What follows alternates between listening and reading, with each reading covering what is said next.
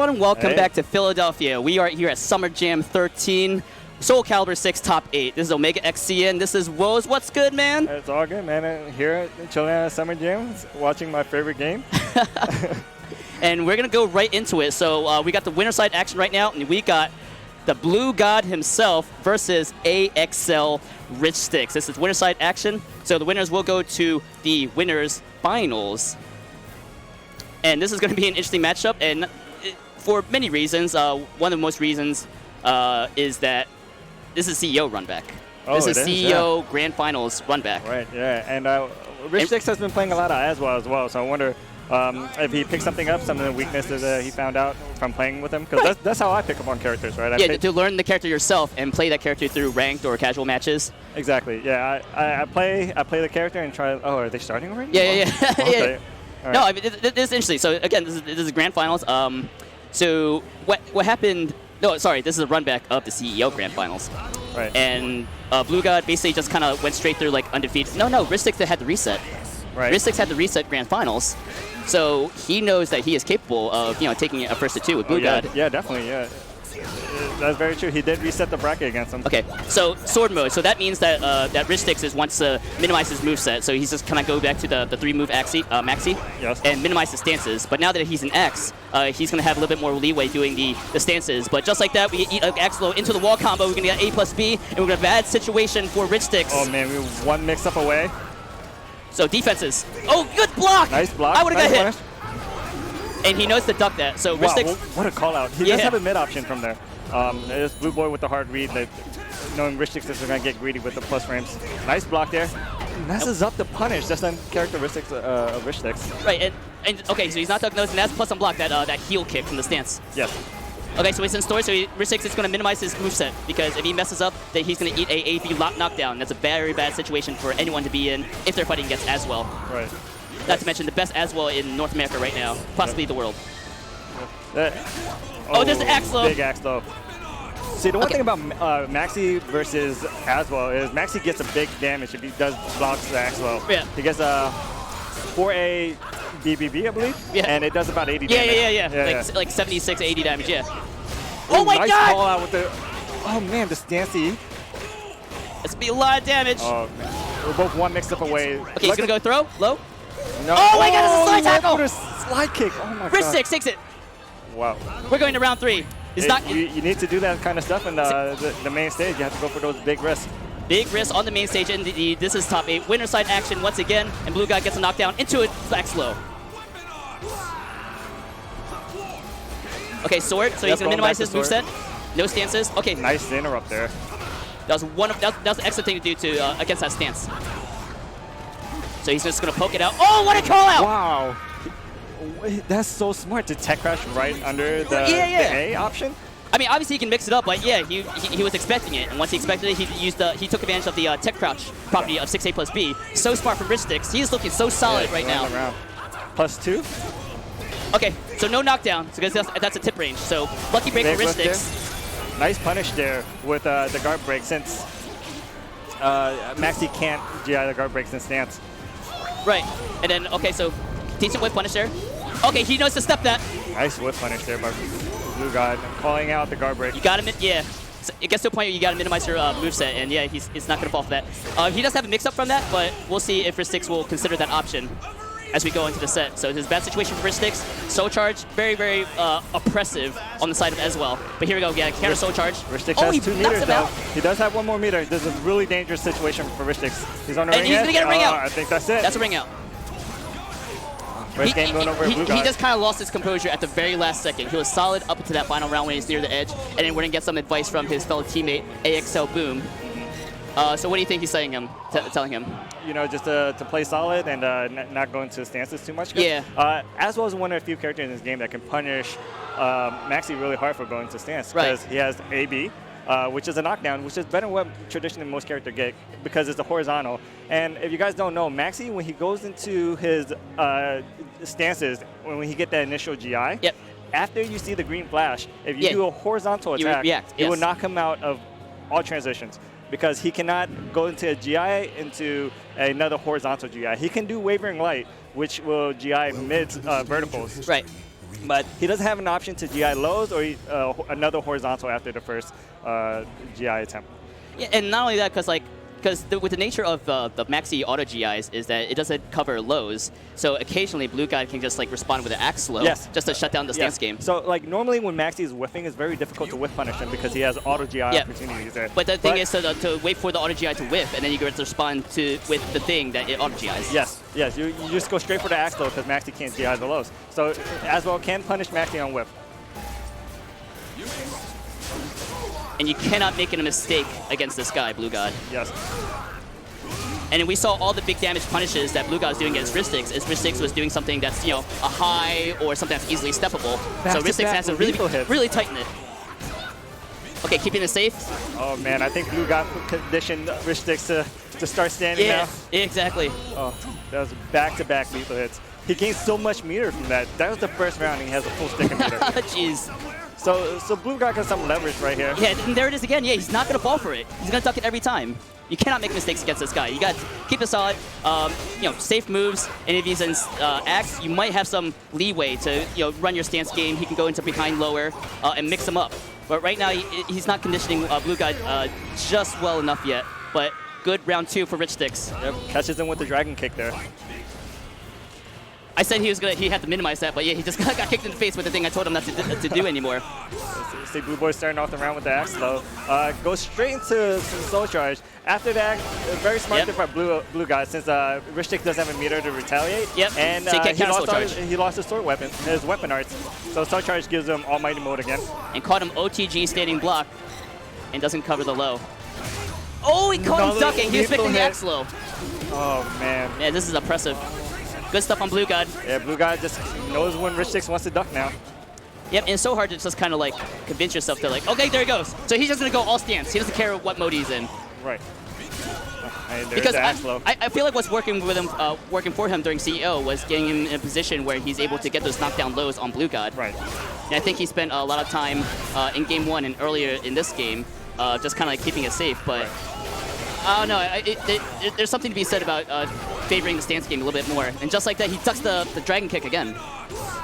Man, Blue Guy's calling out all the dragon kicks, all the greedy attempts from Riku-Dou to... Yeah, all the greedy attempts, shutting it down, and just like that, Blue Guy takes it 2-0. He's going to go on to the winners finals, where he plays the winner of the other winner side match between LinkWiz and Riku-Dou. Blue Guy must have guessed right on every one of those mix-ups. He acted correctly, too. He was reacting to the Dragon Kick, which is supposed to duck. Yep. And he reacted just once to the Maxi 6's A+B, which is the horizontal mid into the guard crush. Right. And he only did that once, but that was enough for, close out one round. Yeah, and he just had Riku-Dou's number. He just outguessed Riku-Dou at every turn. Every mix-up that Blue Guy threw out, Blue God hit him, lethal hit him 3 times in a row. And then every axe though, Riku-Dou maybe blocked like 1 or 2 of those. It's just like Riku-Dou was not just, he wasn't taking away any tools from Blue God. Like he wasn't like discouraged from doing anything. Yeah. So I suppose it's hard, as a Maxi player to do that against Aswell.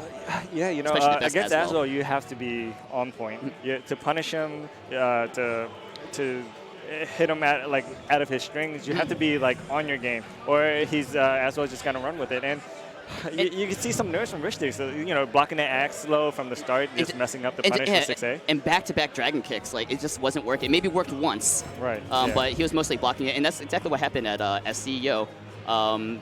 And he did do the behind lower stance once, and he was able to get the knockdown low kick. But the thing is like that mix-up has to be set up. Like he can't raw go into it. He has to loop into the behind lower stance. But it's hard just because Blue Guy just essentially recognizes all the holes in the pure soul loop game of Maxi. Right. But on to the next match, we have LinkWiz versus Riku-Dou. LinkWiz versus Riku-Dou. I think we're gonna see Siegfried Astaroth match. I mean, obviously Riku-Dou is not gonna play anyone except Astaroth. But supposing LinkWiz plays Siegfried, he is the Astaroth player, and dead or alive champion himself.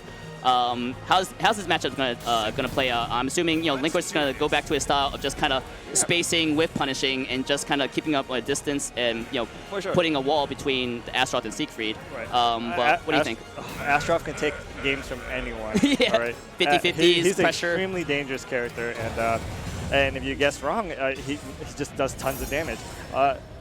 Yeah, and it's definitely possible for Riku-Dou to win because there was an NLBC where Riku-Dou came to New York. I remember that. Yep, and he reset it the bracket once against LinkWiz, so it's definitely possible. Yep. LinkWiz did end up winning that tournament, but the reset was there. And this is a first to 2, so like anything can happen. I feel like Riku-Dou wants to go a lot more aggressive. He wants to rush down because if he keeps it to like a spacing like whip punishment game, LinkWiz is the best in the business when it comes to that. Yeah. But on the side of LinkWiz, he just kind of wants to stay focused, not panic, and react correctly. Yeah, that's Oh, and just shuts that mix-up down 50-50 with his own 6K, and Riku-Dou puts him into a mix-up position. Nice call out. And solid so far from Riku-Dou, putting LinkWiz behind the ropes, or against the ropes, I should say. Into a stance game. We can see that Riku-Dou is not going for any like long-range attempts to space LinkWiz out because he knows. He just knows that LinkWiz will just punish everything he does. Because that's playing into LinkWiz game. If you play into LinkWiz game, you will lose. So Riku-Dou has to have his own game plan, which is not play the whip punish spacing game, but to rush down and put him in a state where he's going to panic. Around here, we call that clobbing. Shout out to Clob. Shout out to Clob. It's clobbing time. Very good choice by LinkWiz to go through that armor with 384. Yeah, very good awareness right now from the side LinkWiz, but we got 50-50s. We couldn't get a knockdown with that crouch grab. And then one hit away, and he takes it round 2. That was a great read by Riku-Dou with the 6A there, knowing that LinkWiz wanted to gain some space there, but Riku-Dou just keeping him tight in. Right. And this rush down is working well because, like, Astaroth's not the fastest character, but he does have evasive moves, especially that bull rush. A huge hitbox and a tech ratchet, so it will deal with AGA, and it will deal with some of the slower zoning tools that Secret has. Oh, that hurts. Okay, good backstep, but no capitalization there. Ooh, side steps, but no real punishes going on right now. Yep, he does have an I-12 move now. Oh, LinkWiz, relentless disrespectful in the reverse side hold K 3 times in a row. Sick stuff. Riku-Dou's going in. And LinkWiz is having a hard time keeping him out. Yeah, he's just clobbing him down. He's getting clobbed. Not giving him any room to breathe. Oh, he armors through the AB. Smart stuff from Riku-Dou. Wow, really smart stuff. Okay, whip punish. Wow, that was a back tech. That's extremely smart to avoid. And there's the whip punish. Yeah. The follow-up guard break. But yeah, nice whip punish from LinkWiz. Yep, that's the game he wants to play, but Riku-Dou's kind of making it really difficult. Riku-Dou does still have meter here to potentially close out the round. Getting with the AGAs. He's got to watch out for the bull rush though. There it is. He reads the bull rush. I like that. And he has the life lead to afford guessing here. Oh, not a chance, says LinkWiz. We're going to a round 5 in game 1. I like what LinkWiz did there on the reverse edge. Just to opt to block the first round, just to get the advantage on the second round. Exactly. And he knows he wants to go for those like bull rushes, so I like that he's covering his gaps with a reversal edge. He's covering it with AB, but that leaves him vulnerable to the armor move, what we just saw right now. Yeah, Soul Charge bull rush. Soul Charge is so scary to contest. Yeah, he gains armor on a lot of his moves. There it is again, the armor! Like oh my god, that's so much damage! So smart from Riku-Dou! Wow, this is, to say the least, this is a little unexpected. Riku-Dou's taking the first round from LinkWiz. He is clearly he is the underdog against LinkWiz, who's won many championships, many tournaments. Yes. CEO champion, NEC champion, Winter Brawl champion. It's really strange to see Riku-Dou go to this playstyle because he's off.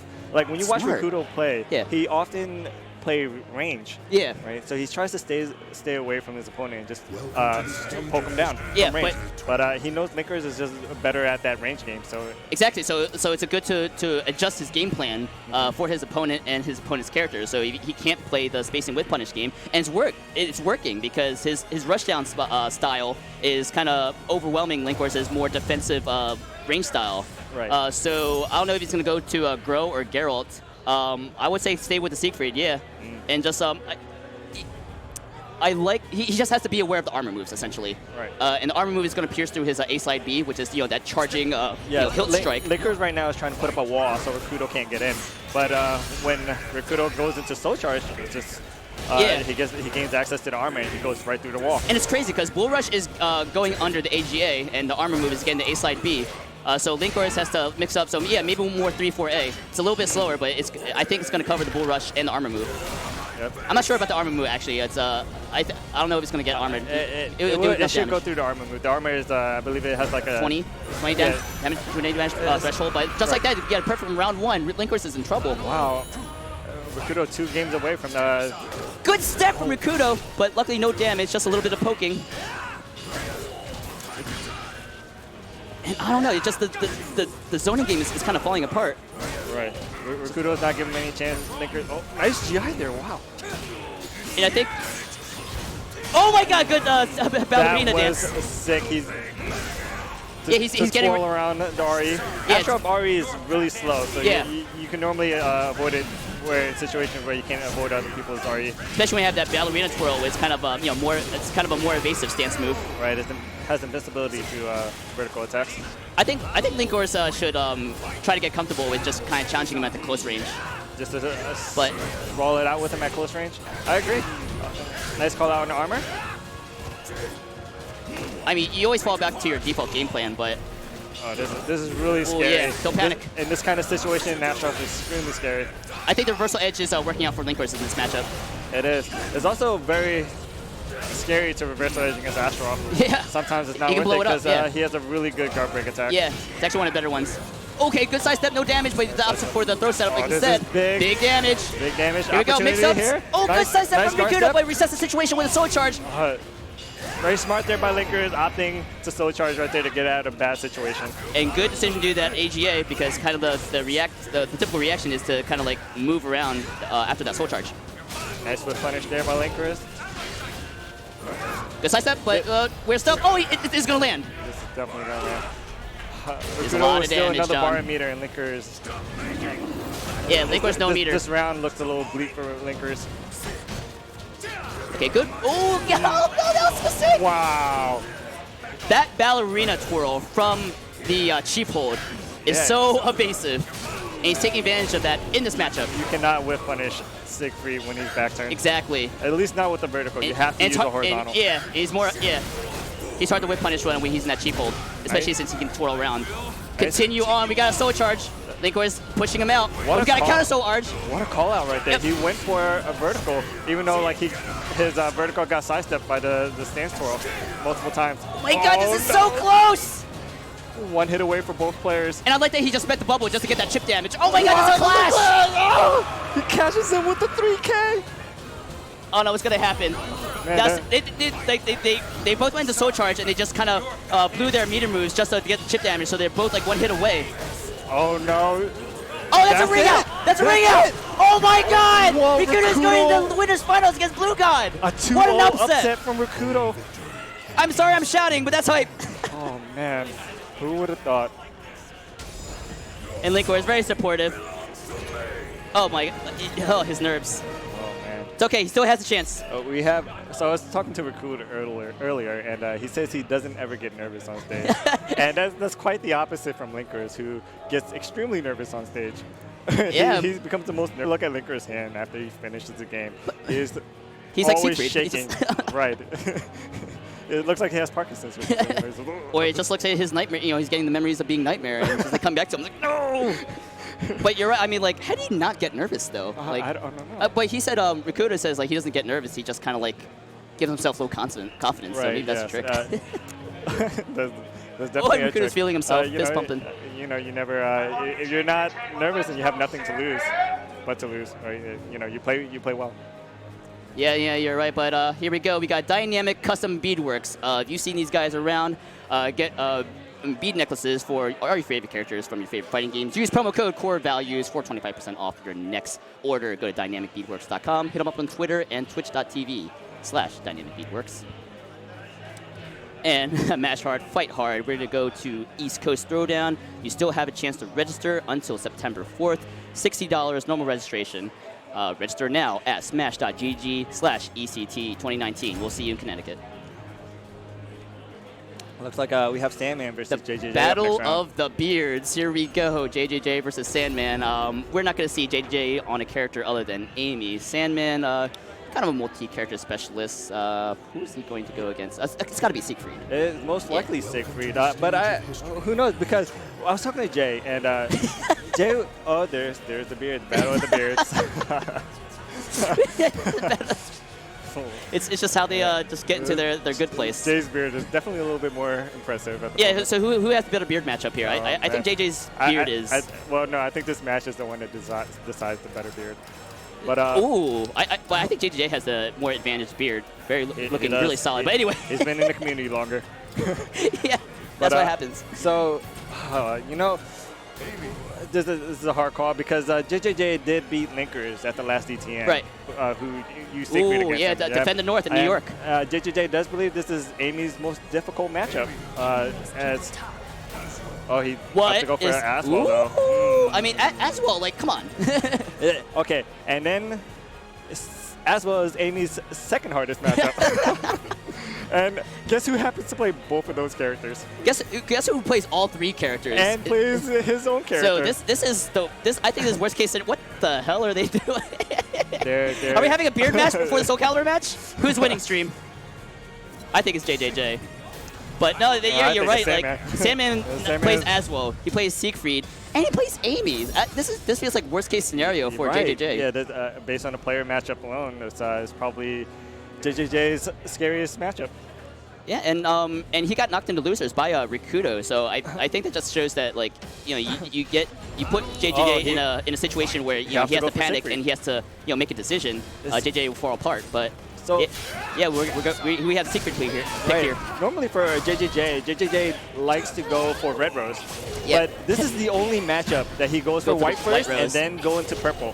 Because the matchup is not favored for Amy until he gets purple. Right, because so why you want to go to red rose? Because you want 4A essentially, right, and a higher damage boost. 4A gets shut down by secret base hold, so this is why JJ prefers the white rose into the purple rose. Yes. Against Siegfried particularly, because he wants to power up his defensive options more. He gets access to 214B, which is one of the better punishes in the game at 14 frames and highly evasive. And it's just an overall better choice than going red rose first. And if you go in the white rose, it makes it easier to get your red rose stacks. Right, and I feel like Sandman knows about this because he plays Amy, and he knows that Siegfried is a tough matchup for Amy, especially if you try to go for red rose first. And I think Sandman's ready to go to that next level where he's going to bait out the white rose attempts, right? Right. You get white rose primarily from doing 2-2B. Right. And yeah. And Siegfried is, like, for a big guy with a big sword, like, he's pretty damn evasive. And Amy, like, not the most, like, she's fairly linear, right? She's kind of have a high base offense and kind of a mid, like, linear base offense. So her tracking is not that great. Siegfried, however, has access to great tech crouching moves, obviously, and great punishes when he does the sidestep, especially when he's in sheep hold. So just on paper, not great for Amy, but we'll see if JJJ can, play the player, not the character. The risk reward definitely go to Siegfried, whether or not if JJJ decides to keep pressing on disadvantage, because that's what Amy does, right? She presses on disadvantage and contains you with her good horizontal moves up close. And she has one of the best block punishes in the game. Right. But overall better frame data than Siegfried. Yeah, and when she tries to steal turns, that's what she is made for, is try to steal turns with her parry. But as you can see just now, she tries to steal a turn and Siegfried counter hit her for a bunch of damage. Yeah, it's just like what are they? They're shouting stuff at JJJ. And Siegfried just has the range advantage, overall damage output, evasion to deal with her linearity and her mostly high base offense. And yeah, you can just space her out. Yeah. So that looked pretty convincing on the side of Sandman. Yeah, he really knows how to fight his own character. So one of his own characters. If I were to run up to JJJ and just whisper sweetly into his ear, what do you think I should say? It's so hard. I mean, you just gotta get in his face, right? And just kind of stagger your offense. I think Jay needs to slow down just a little bit, but slow it down. Yeah, but or do the exact opposite. Yeah, which is why I said but nice block there. Nice block from Sandman, indeed. Okay, there's the punish. We know our punishes here. That's unfortunate. Did you see that? He blocked reverse side hold K, and he didn't get much of a big punish from it. He got while standing KA. Hey, but it'll lead to just more offense. Nice call there with reversal edge. So that's one of your best options when Siegfried is smothering you with a reverse side hold. Woo, look at that. Just like that. So that's a beautiful combo. So amping up your offensive pressure just a little bit I think is going to work out for JJJ if you keep this up. Definitely the first round. And Sandman is just not afraid to go for those 4As. And you got to show your opponent that sometimes. Nice OS there. Do you see that beautiful movement by Sandman? He did the step guard into the duck. And beautiful move, but JJJ blocks the mix-up and punishes optimally. And we're building up our red roses. He went for red rose. He's like, screw the white rose. Yeah, screw it. Yeah, just go back to his base game plan. I guess he that's is what a you call red rose man. commentator curse, right? Yeah. We said he's going to go for white. He's like, screw it, I'm going for red. Going for white rose is not working out. He's going to go for the red rose instead. Red rose is the more offensive of the two colors, and white rose being defensive. So nice block there for Sandman. No punish, though. Ooh, okay, a little bit of impatience there. We got a mix-up situation. JJJ fights back with a 2A. And good blocks from Sandman, but he doesn't complete the combo, but he closes it out. That was an amazing block by Sandman. Amazing punish as well. Oh, good spacing there. Yeah, just get into space. I mean, what else can you do with Amy, right? And just stagger your offense and just be careful about making mistakes. Easier said than done. Nice punish there from Jay. Ooh, okay, got out of that situation. Oh, wait, I'm sure he didn't mean to do that. Yeah. It must have been a 2-2B attempt. He got excited. Okay, that's safe, but tech crush again. That 3B, so dangerous, especially when you get that counter hit. Right, that's exactly what you're talking about. The evasion. Yep. The evasion. Like, just throw it out, and a lot of times, yeah, you just get that counter hit, big damage. But here we go, JJJ's going offensive.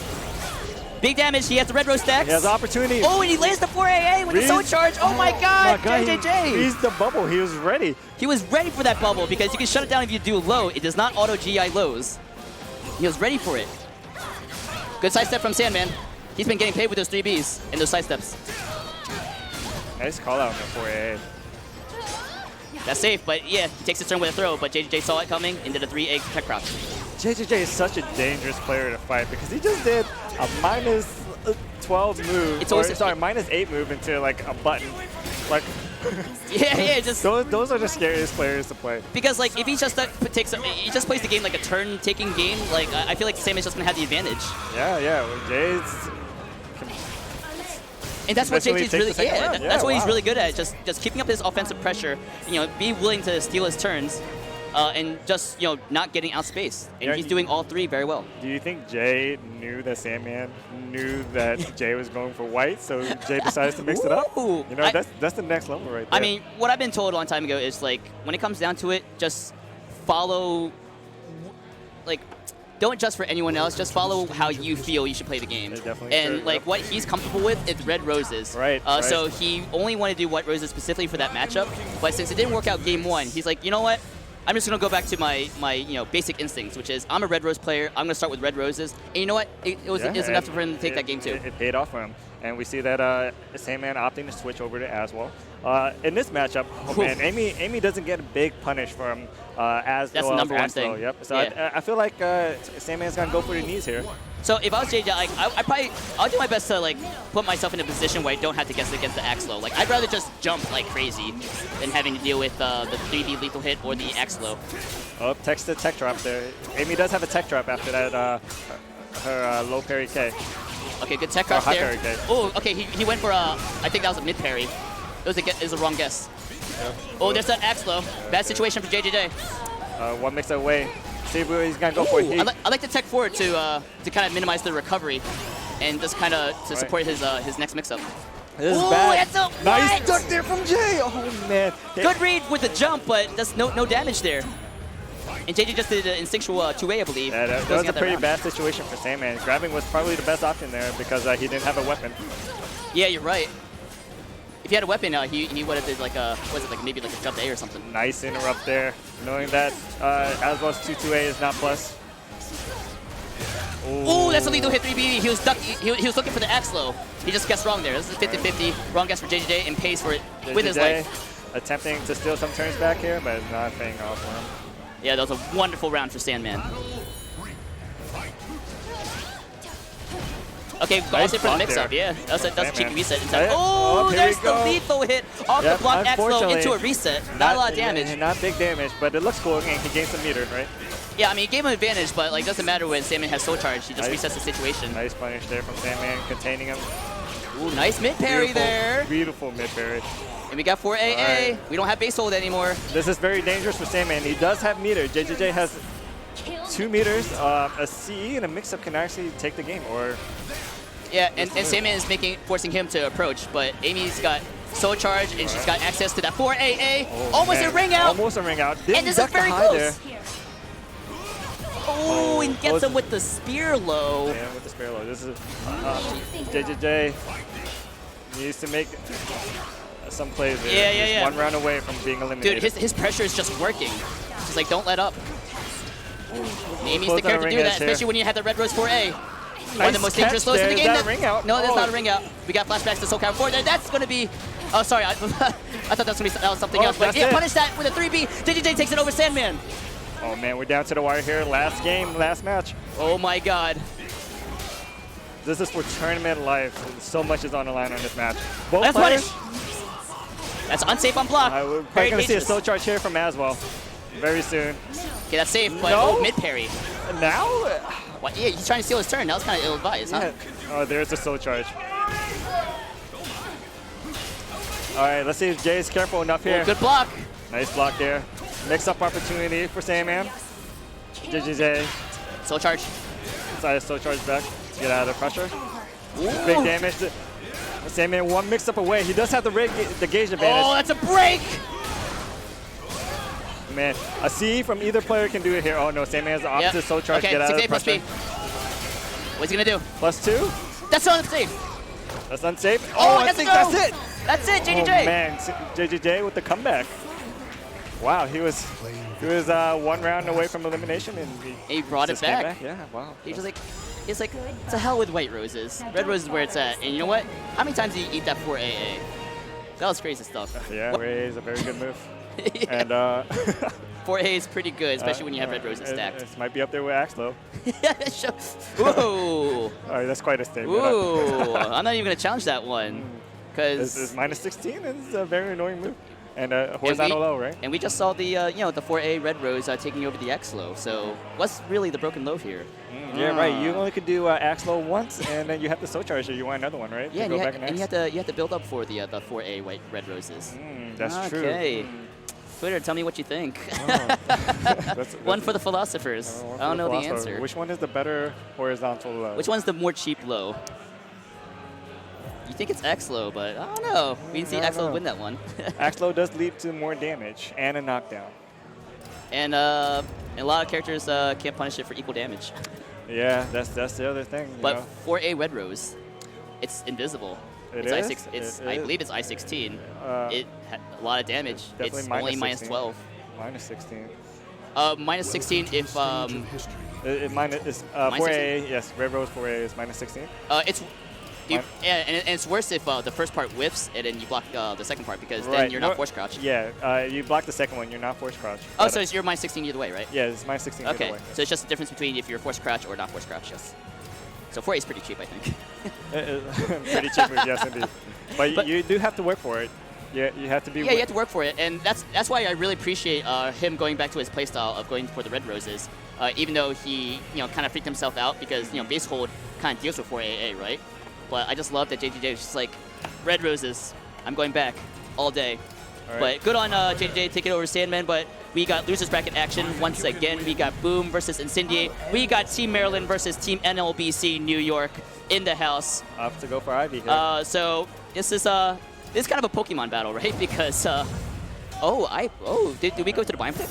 I'm not sure. I think Pokemon battle because because Incendiate plays Ivy Shenghua and Boom plays Raphael Yoshimitsu. What's going here? So I think that Boom is very comfortable on the Raphael versus Ivy because we're doing button check. Right. So I'd say this is the matchup we're more likely going to see. I think he's going to play. If this is a blind pick, there's a possibility that he just might go. Incendiate might go to X. Shenghua. Because Raphael, he does pretty well against Ivy because Ivy cannot backstep. Yeah, you can't run away from Ivy. I'm sorry, you can't run away from Raphael. The best thing for a Raph player, if a player likes to backstep, because 6-6B plus K will catch your backstep from half screen away. Right, and Ivy likes to move. Yeah, you cannot run away from Raphael. And Raphael is extremely fast up close, right? So and Ivy will have a really tough time competing in damage and competing in the pokes. And very close buttons. Yeah, and he punished a lot of her buttons up close. So I think he might go to Shenghua here if it ends up being a blind pick. Yeah, I like the idea of a Shenghua pick because Shenghua, especially with the auto GIs and her really evasive moves, they do a good job at dealing with the prep stances, the shadow evade from Raphael. It just Shenghua has better overall defensive options against Raph pressure and Raph spacing. Yes, the auto GI is big against Raphael prep because it covers a lot of options, and it's very hard for Raph to go into shadow evade. Yeah. And if he does a vertical, the auto GI, I believe it's 6A plus B. It will lethal hit and do a lot of damage. Yeah, that's the go-to one. Raphael can call it out and sidestep the second hit for a lethal hit. And he can sidestep the second part of the 6A plus B and lethal hit with 4-6B. And not to mention better close buttons on Shang-Pa over Ivy, but we are going with the Ivy pick. Oh. I think they did go through their blind pick, and this is what... So he ends up going for Ivy. I guess it's more of a comfort pick. So, yep, this matchup it's very tough because Ivy doesn't have a lot of good buttons against prep. Yep. And it's very tough for Ivy to just to keep up the stance transitions. So I'm sure Boom is going to test a lot of knowledge matchup here because I'm not sure if Vincini has a lot of Raphael experience. Yeah, I don't think anyone in LBC plays Raphael, so it's just kind of like going through the footage. But Boom, I feel like he's definitely the more experienced player, especially in the neutral. But we'll see if Insignia can make adjustments because Ivy is no slouch in the neutral. Yep. Good spacing, good range game, and got excellent command throws. We know all about them. Yep, and the range blender, Insignia decides to run in. Very interesting. Ooh, that was a 50-50 mix-up. It was a mix-up between the low grab and the mid, and Boom ate the mid. It's a nice catch there. Insignia's just going to sit on his life lead. Yep, that was a good sidestep. Yep, you can definitely quick sidestep Raphael's quick parade. You can cover both the low and the mid option. So we're saying that Insidia is not too crazy about this matchup, but he looked really comfortable in that round one. But Boom's going in now, amping up the pressure. Nice call in 2A there with the Ivy's 4A plus B. Nice long range 50-50 there. Let's see what Insidia's off to go for. That's what we were talking about, the half screen range with 6-6B. So it makes it harder for the Ivy player to space an opponent now. Oh, misses the whiff punish there. He went for the 4-6B. Okay, here we go. Back against the wall. Raphael players really like this. Oh no! Ooh, catches the step with the white K. You can't step that. Yep, managed to recover from the missing combo there. Or the drop combo. Yep, good pickup there from Boom. Didn't go for the punish, but went in nice for the 1K. He was looking for that. Nice duck there on the AA. Maximum damage off that 6B. Let us begin. Yeah, Boom is just going in. He doesn't want to play a spacing game. Incendiate with the degeneracy.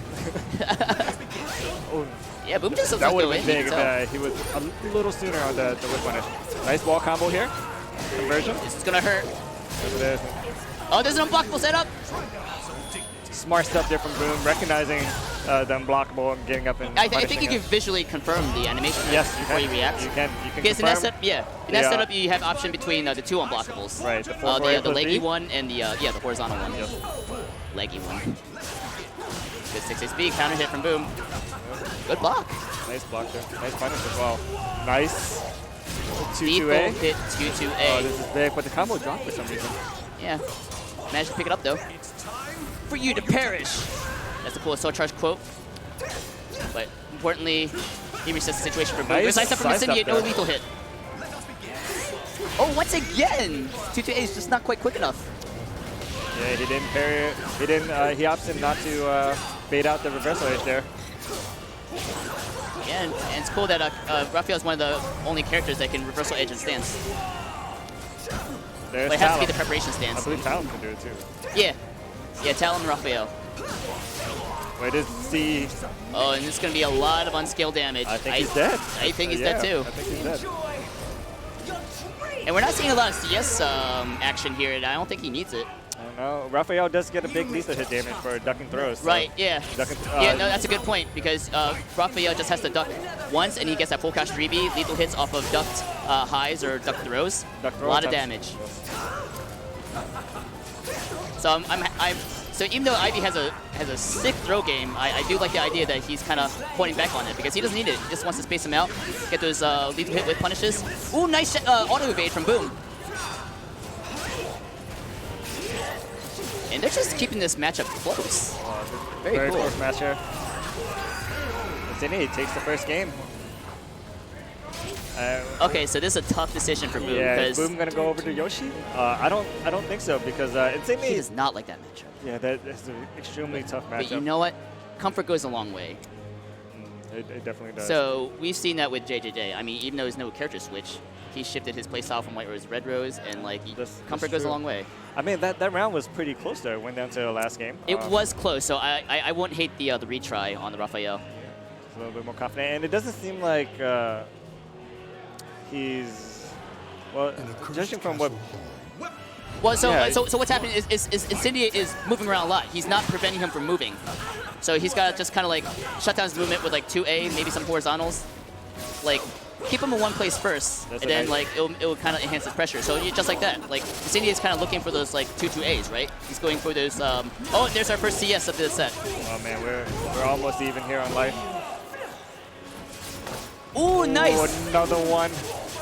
He's kind of threatening like a full cash 1B or something. Yeah, that's what I was saying earlier. But Incendiate is not afraid to keep doing the same thing over and over. But this is wild because all of game 1, we didn't really see any grabs from Incendiate. Now in game 2, when he has the advantage, all the throws are coming out. So it's almost like whatever adjustments that Boom had planned, it's almost like he has to readjust again because Incendiate is changing up his playstyle so much from game 1 to game 2.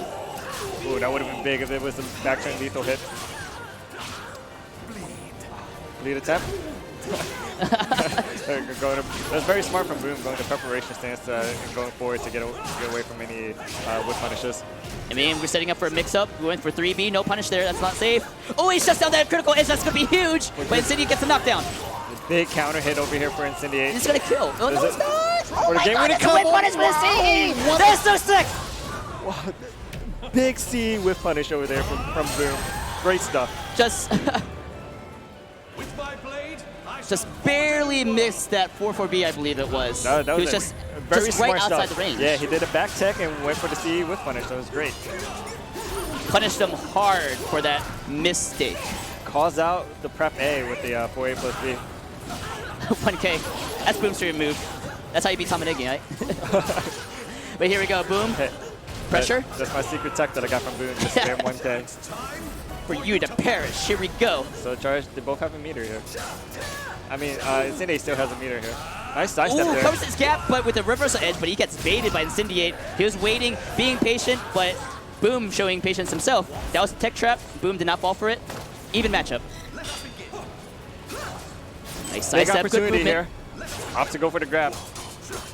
Ooh, good nice. Incendiate, no punish. Nice block there. Incendiate went. Both players going for big launchers at the end of the round. Yeah.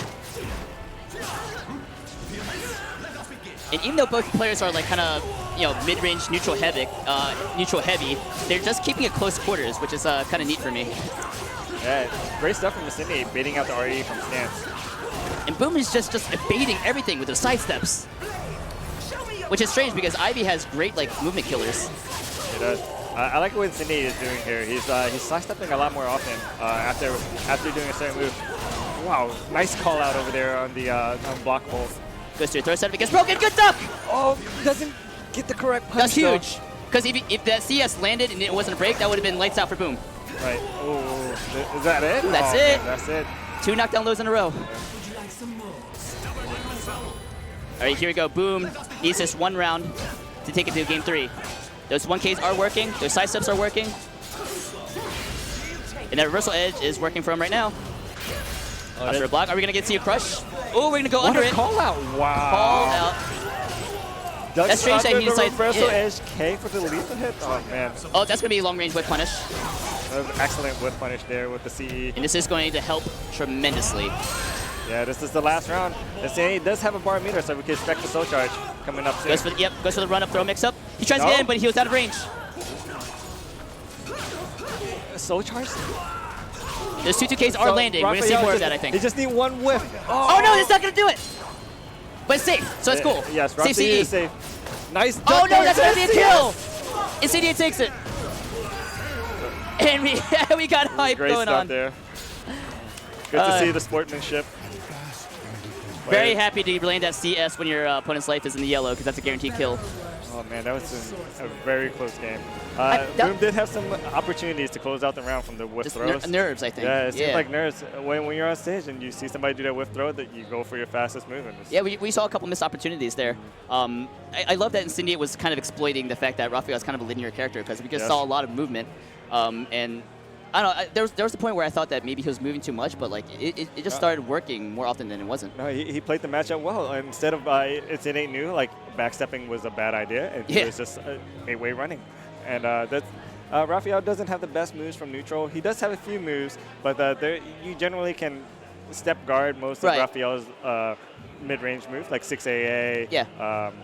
Which is why I like Boom. 6-6A. Yeah, which is why I like Boom just kind of keeping it to a close quarters game, because you know he knows that like he's gonna have a tough time challenging Ivy in the neutral like mid-range game. So I like that the match was mostly close quarters, and he wasn't letting Incendiate like run away. Right. But instead, Incendiate was opting for more kind of like a step guarding kind of playstyle. Right. To exploit the fact that Raphael is kind of linear. So I wonder if Raphael had to maybe do more 2As to just get a little bit of damage, maybe get a little bit of frame advantage. We saw some 2As coming out of Boom, a lot of 2As actually, but Incendiate was doing a 4A plus B auto GI, which GI's horizontals. Just GI's horizontal. Yeah, so that was enough to discourage him. Yeah, Boom was still, it didn't discourage him that much, but Boom, it seems like he was really going hard in with the 6-6B, and you can see that, Incendiate he was getting stepped, yeah, he was reading that, and he was stepping the verticals there. I mean, when you have even have opponents just stepping you, like do you opt to do just kind of like 4Ks or like 3As? For me personally, when I fight a player who knows about Raphael's like poor mid-range game, I play patient and I don't charge in against that player, because charging in is generally a quick way to get yourself killed. And Boom did a bit too much charging in, you think? Yes, he went a little. That's interesting, because you were talking about the poor mid-range game that Raphael has, but here we go. We're going right into the next match between JJJ and Rich Sticks. This is losers bracket action. This is for elimination. Wow, we see JJJ versus another Aswell. All right, the last. This is not Maxi. What? There was a nail biter. Goes in straight for the parry. That was very impressive stuff. Rich Sticks versus JJJ. So Rich Sticks has been grinding that as well. Not as a way to not just learn the matchup, but make the pick if the matchup desires it. Well, we see JJJ disrespecting as well to the next level. After every chance Rich Sticks got with the AA, JJJ just pushed the button. It's like, which is really smart, right? Because the sword as well, like his fastest move is AA, and he's tech crouching most of the time. Yeah, and Aswell doesn't exactly have like a traditional 2A. No lows in the sword stance. It's just kind of a neutral-centric stance to be in, and very, very like high on the block punish tier list, if you want to call it that. But here we go, JJJ. Nice call out there. Some shenanigans. Yeah, which JJ is really good at that. Just kind of very creative offense on the side of JJJ. Just like stealing his turn. He doesn't care about small disadvantages. Just keeps going in, and he's going to exploit it depending on what weapon you're in. If you're in axe stance, JJ is going to rush in. If you're in sword stance, he still doesn't care. JJ's an animal. Right now, what's going on? JJJ is just pushing all the buttons. Does he even have a block button? I think JJJ took the block button off his controller. Oh yeah, he's got a block now because Rich Sticks is in Soul Charge with Aswell. He reinstalled it when Aswell put on the Soul Charge. Oh, nice mid parry. Beautiful parry there. That's a good way to deal with that. Life air. Oh, this is huge. That's a wall combo. Big damage coming out of Aswell. A plus B. Misses the combo. It. Knockdown low. We got Red Rose. Too. JJJ does have meter. He went right for the axe low. He's like, no, I'm going to shut down the situation. I'm going to reset it. JJJ's going over the Soul Charge and closes it out the game. Game 1 goes to JJJ. That is very convincing by Jay. And all the AXL boys supporting each other between matches, man. Yeah, it doesn't seem like Rich Sticks got to breathe. Fast-paced action. I had no room to breathe. But yeah, there's no pauses in that match. JJJ just went in there with the 3As. We got Beards versus Black Excellence. What? That's a good catch. The Team Bearded versus Team Beards Black versus Black Excellence. Is that what we're going to call AXL from now on? Black Excellence?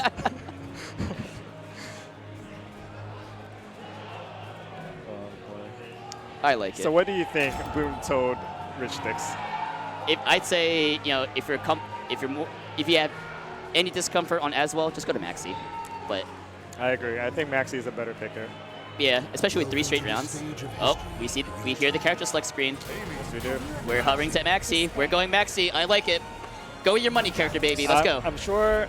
So if I were Boom and I was giving tips to Rich Sticks, I would tell him to play Maxi and keep her out. Because you don't want to be anywhere near Amy. Her frames are too good. She can steal your turn. She's constantly tech crouching and evasive. And you don't want to be anywhere near that. Exactly. And Maxi has good range, right? You can keep her mid-long range, Yeah, container, 6A plus B are out the way, like, you know. Yeah, it's just kind of like, you know, keep it slow, and then as the round progresses, then he can maybe convince himself to do, you know, stance shenanigans, get into behind lower mix-up 50-50s. And, you know, Maxi's just that kind of character for Rich Sticks that just lets him play, you know, solid and a little bit more defensive. Right. Oh, he got a little bit impatient on the wake-up defense there. Man, he's very close to getting Red Rose. Oh, he's really impatient. He's really just hungry to like slow him down with a 2A, but you got to block. Yep. The scariest thing about Amy, if she's winning the first round, she's gonna keep winning.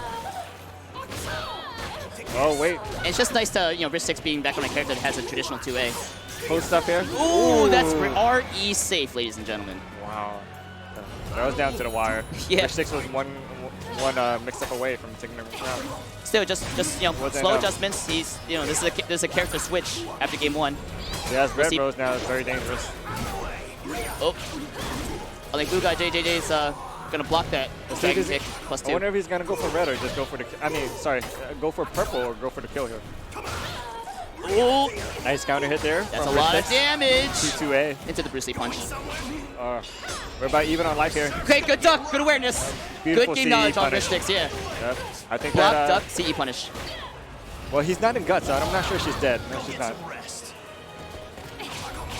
Ooh, he wakes up into a 4A? JJJ is the scariest player ever. I like what Rich Sticks did there. Yeah. He knew that Amy couldn't approach him, so yeah, so at he least decided from to that back range up. And went for the offense. Maxi just has such long range, man. Going in, that's a force block. Not a force block, well, it's a guess. Especially if you eat the 6 BB. JJJ is he's just not deterred, man. Very aggressive, JJJ. Man, this is very rough here for Rich Sticks. I like when a lot of players, you know, they go life lead, they just kind of back up and sit on it. JJ just keeps pressing. Yes. He's just one of the most aggressive players in the business. He's not afraid. Those are the scariest players. Players who are not afraid. Those who are going out here to play. Exactly, well said. And Rich Sticks just has a tough time just slowing him down. Yep, going out here to push buttons. Oh, good side step! That is going to be a punish. Good side step into CE, explaining the fact that JJJ is kind of on a character who is mostly linear. Yep. 2 meters here for Jay and 0 meter for Rich. So this can be Rich might be in big trouble here. Catches him out the air. I like that Rich Sticks was trying to get him in, but JJ's just kind of like running in block, just inching his way into Amy's optimal range, which is close. Nice call out. Nice tech over there. Yeah, there we go. And ooh, opposite say on the ground and take big damage there. Yeah, you're able to roll out of it to one specific side. I think it was left. Oh, and kills that mid parry. BL 50-50s. Rich Sticks is starting to feel himself a little bit. He's spacing her out. Ooh, and nice evade there by B. JJJ. Good evade. That was sick. Get up. Oh, catches a back step. Don't roll. Oh, okay. Don't roll, okay. Rolling. Take the 50-50. Please Start roll. rolling. You better roll. He gets him with the 4-4-A. Oh my god, backs up into the soul charge. 6A plus B, this is big. Oh man, one mix up away from both players. Both players in soul charge. Oh my god, he gets it. But still not dead. Oh my god, Rich Sticks. He says, don't charge in on me. Don't charge in, son. Don't charge in. It's just, Maxi, you know, he's got some flaws, but he is such a good character with just at the mid-range game. You know, he's got good neutral, like, and if you minimize his moveset, like he's pretty good at spacing out his opponent, especially a character like Amy who has such low range that it's easy for a lot of the characters in the cast to just kind of play a spacing game against Amy. But on the side of Amy, obviously, when she gets in, she's very, very sticky, very hard to, get away when she's into her optimal range. Right, and that was a very big stage. So I wonder if JJJ is going to go for a stage select here. Yeah, he wants a smaller stage. That's for sure. Because we see a lot of situations. No, he keeps it. Interesting choice there. Just going right into it. Oh, we have Calibur things going on where everything just whiffs. There you go. Pokes, frame traps. Beautiful whiff punish there by Jay on a 2-2B.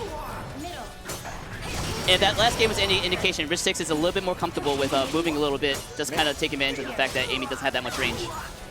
Wow, JJJ is just guessing right on all He's a gorilla. all these stances.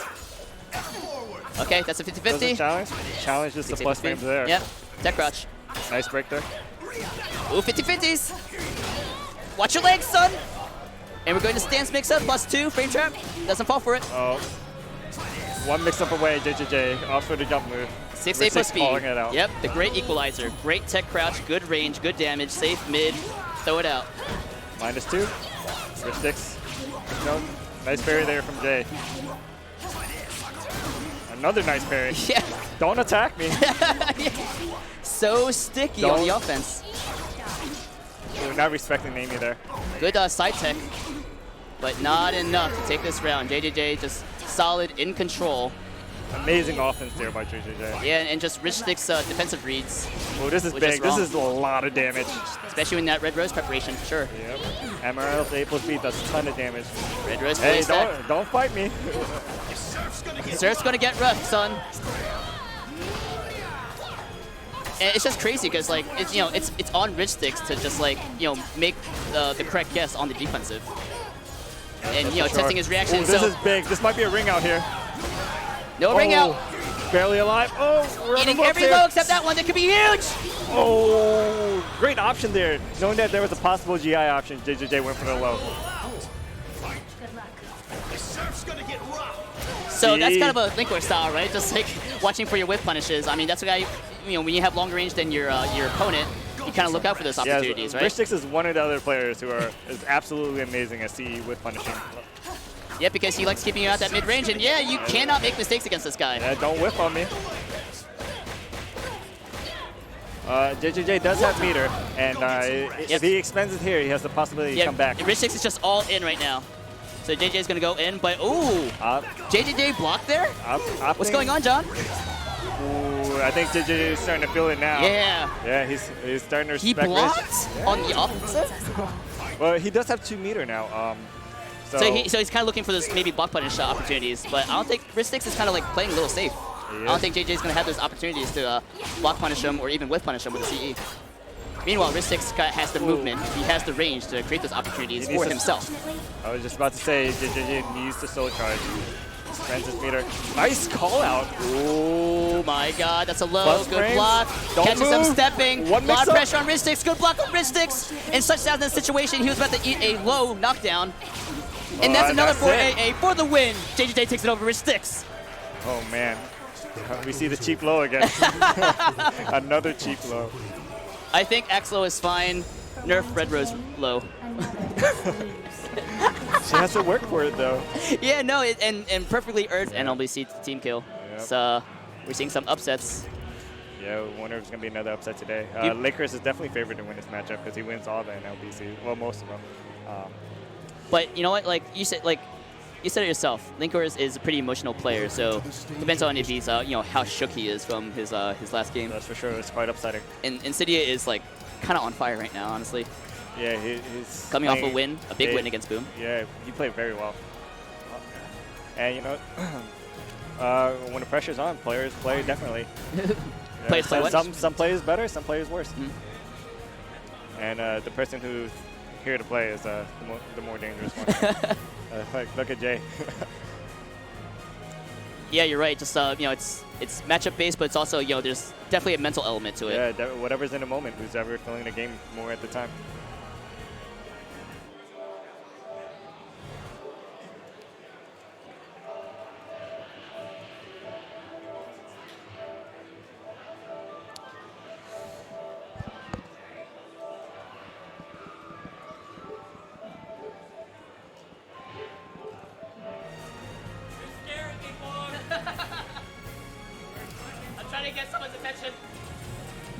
no, we're good. All right. Sorry, just played into someone to get us water, but here we go. We got Ivy versus Geralt instead of Siegfried.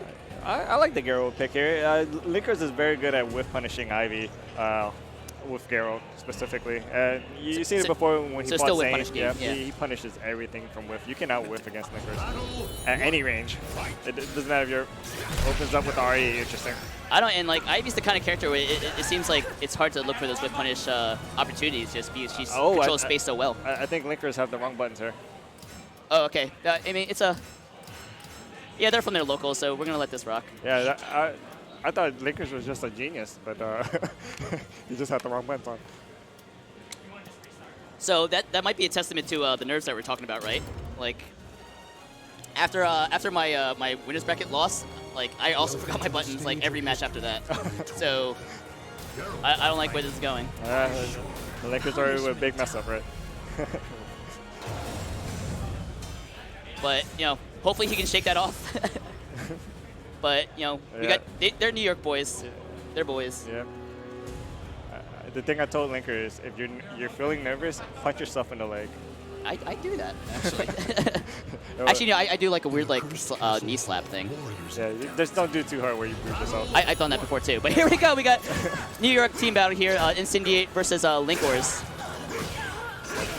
Both NLBC regulars. I love watching LinkWiz Geralt. He's just such a slugger. Yeah. Ooh, nice SS there. First CS of the set. Oh, he's not breaking it. I know LinkWiz is more so like he doesn't want to duck, he just wants to break it. Yeah, very smart stuff from Incendiate, because he knows LinkWiz is looking for the CS. Yep. And yeah, there's a debate in the community if it's just like reactable to break, but I think that's it. Yeah. 2S scaling? No, he misses it. He drops the combo. That's huge. Too late. Yeah. Oh. Good way to about rebound. To say, you don't want to give LinkWiz any chance. Yeah. LinkWiz too good at pushing mistakes. Yeah, he's also very clutch. But bunch of lows, 2As. That round out. He's such a slugger, like you said, on that Geralt. Yeah, the Witcher himself. Just getting with all the lows. Incendiate, not really giving the answer. He's not blocking. He's not doing those jump Bs. But it comes to a point where Incendiate's going to go for those jump Bs, which is one of the deadliest tools for crushing lows and 2As. Yep. But it is a little slow, but it's big damage if you make that read. It definitely is big damage. So I'm not sure if he's going to look for those opportunities, but we'll see what happens. But here we go, LinkWiz. Ooh, but finally ducks a low. Nice block there. A lot of rewards, spacing him out. Ooh, that was close. Yeah. He almost got hit with the lethal there. Okay, nice duck on the butt. Yeah, no punish. Drops the punish. That would have been huge. Oh, good sidestep. Beautiful. That is a quick knockdown low, but it is linear. That was a big lethal hit coming at Incendiate to close out the round. Yeah, wonderful sidestep. Big rewards. Okay, that is a CS. No breaks. He's 0-3 on that. I believe that was SS. No, that was CS. That one? That one's SS. No, this is CS. Calamity Symphony. Summon Suffering is the unbreakable. Calamity Symphony is the one where you can break. Summon Suffering is the one you can't break. Yes. Those were his Summon Sufferings. Yeah. No, he was doing CS. I could have sworn that was SS. That's Calamity Symphony. Oh, Dog? Do I know how to play this game? Oh shit, I'm sorry. Oh my god, I'm sorry. Sorry, I'm arguing with the former Ivy main. Yeah, Calamity. That's all right. Sorry, we argue for like a whole minute. Yeah, that's what I'm here for. Nice AA punish there by Incendiate. So yeah, unbreakable. Obviously, you can't break them. Jordan has to use this meter here, and there it is. Ooh, what a call out! This is big damage. Oh man, and he's granted knockdown here. Are we gonna see another grab here? This is so dangerous. Yep. Oh, smart option to roll. Unfortunately, didn't get the punish there. Beautiful side step. LinkWiz on that Geralt. Very comfortable. It's just an NLBC local for them.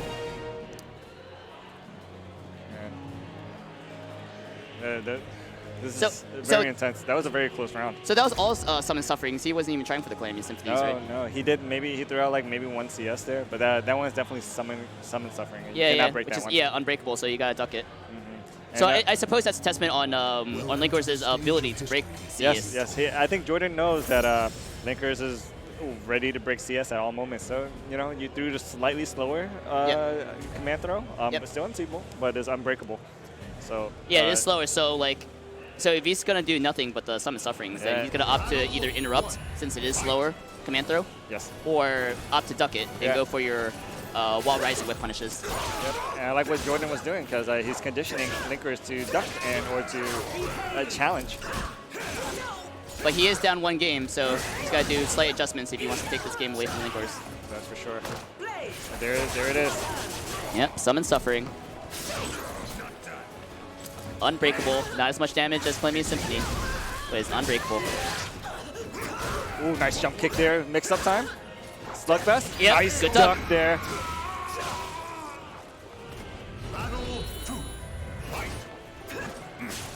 Beautiful whip punish as always. Yeah, especially if you burn that meter. A lot of damage. Linker is world-class whip punisher. Ooh. Not to mention being on a character that lets him, lets his fundamentals in the game shine. That's for sure. Linkers always says like the character lets him outplay his opponent by fundamentals. Yep, no jank, just solid Soul Calibur play. For sure. A lot of just single quick pokes, 2As, whip punishing.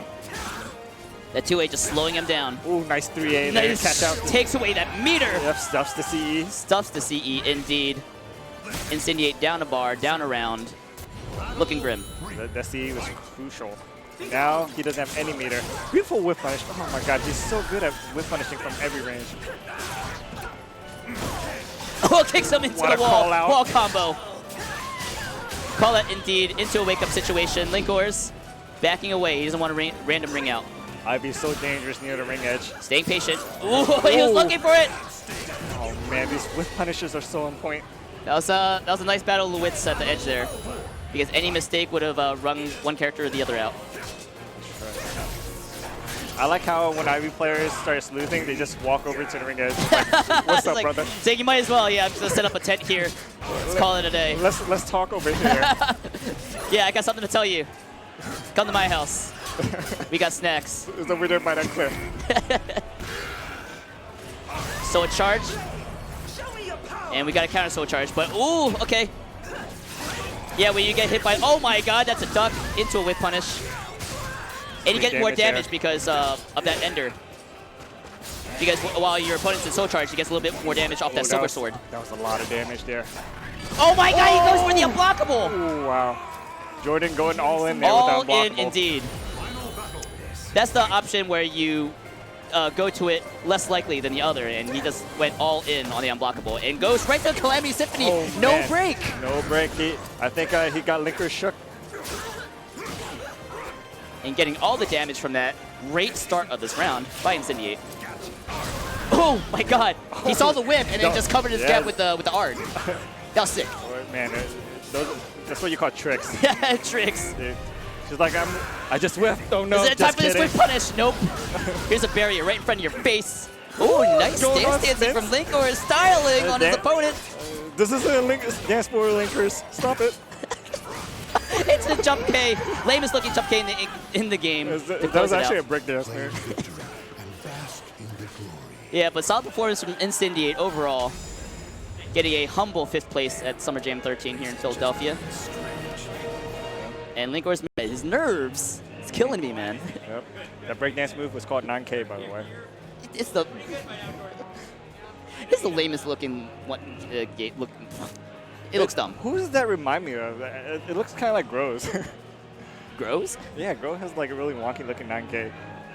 What's with 9Ks in the game, especially by like, not even males and females, like Talon has a lame looking 9K as well. Yeah, they barely jump off the floor and just go, nah.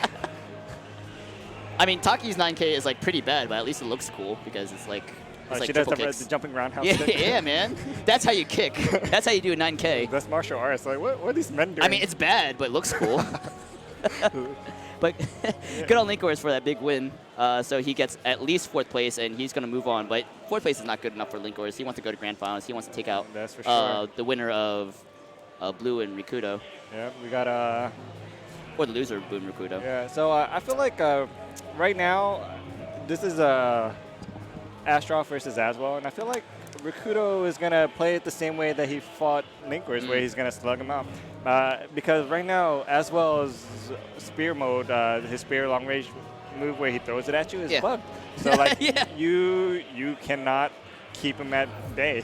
Like you have to go in against Aswell now. Right, so like, you know, best defense is a good offense. Should be the naming game in Riku-Dou's playbook. Yeah, it's too risky to walk around Aswell anymore at far range. You just have to go in. It's like, I mean, you can't even like shake up your game plan based on what weapon that Aswell is in, right? Like, can you play spacing game against a sword? Not really, right? Spacing game against a sword? No, he got sword arts. You whiff, he just throws the sword at you. So, okay, so like you said, implement the same game plan that he had against LinkWiz, which is basically be more aggressive, go for those bull rushes and armor moves. Yep, don't let him breathe. Yeah. And I don't know what Astra Blue Boy has practiced against. I'm not really sure.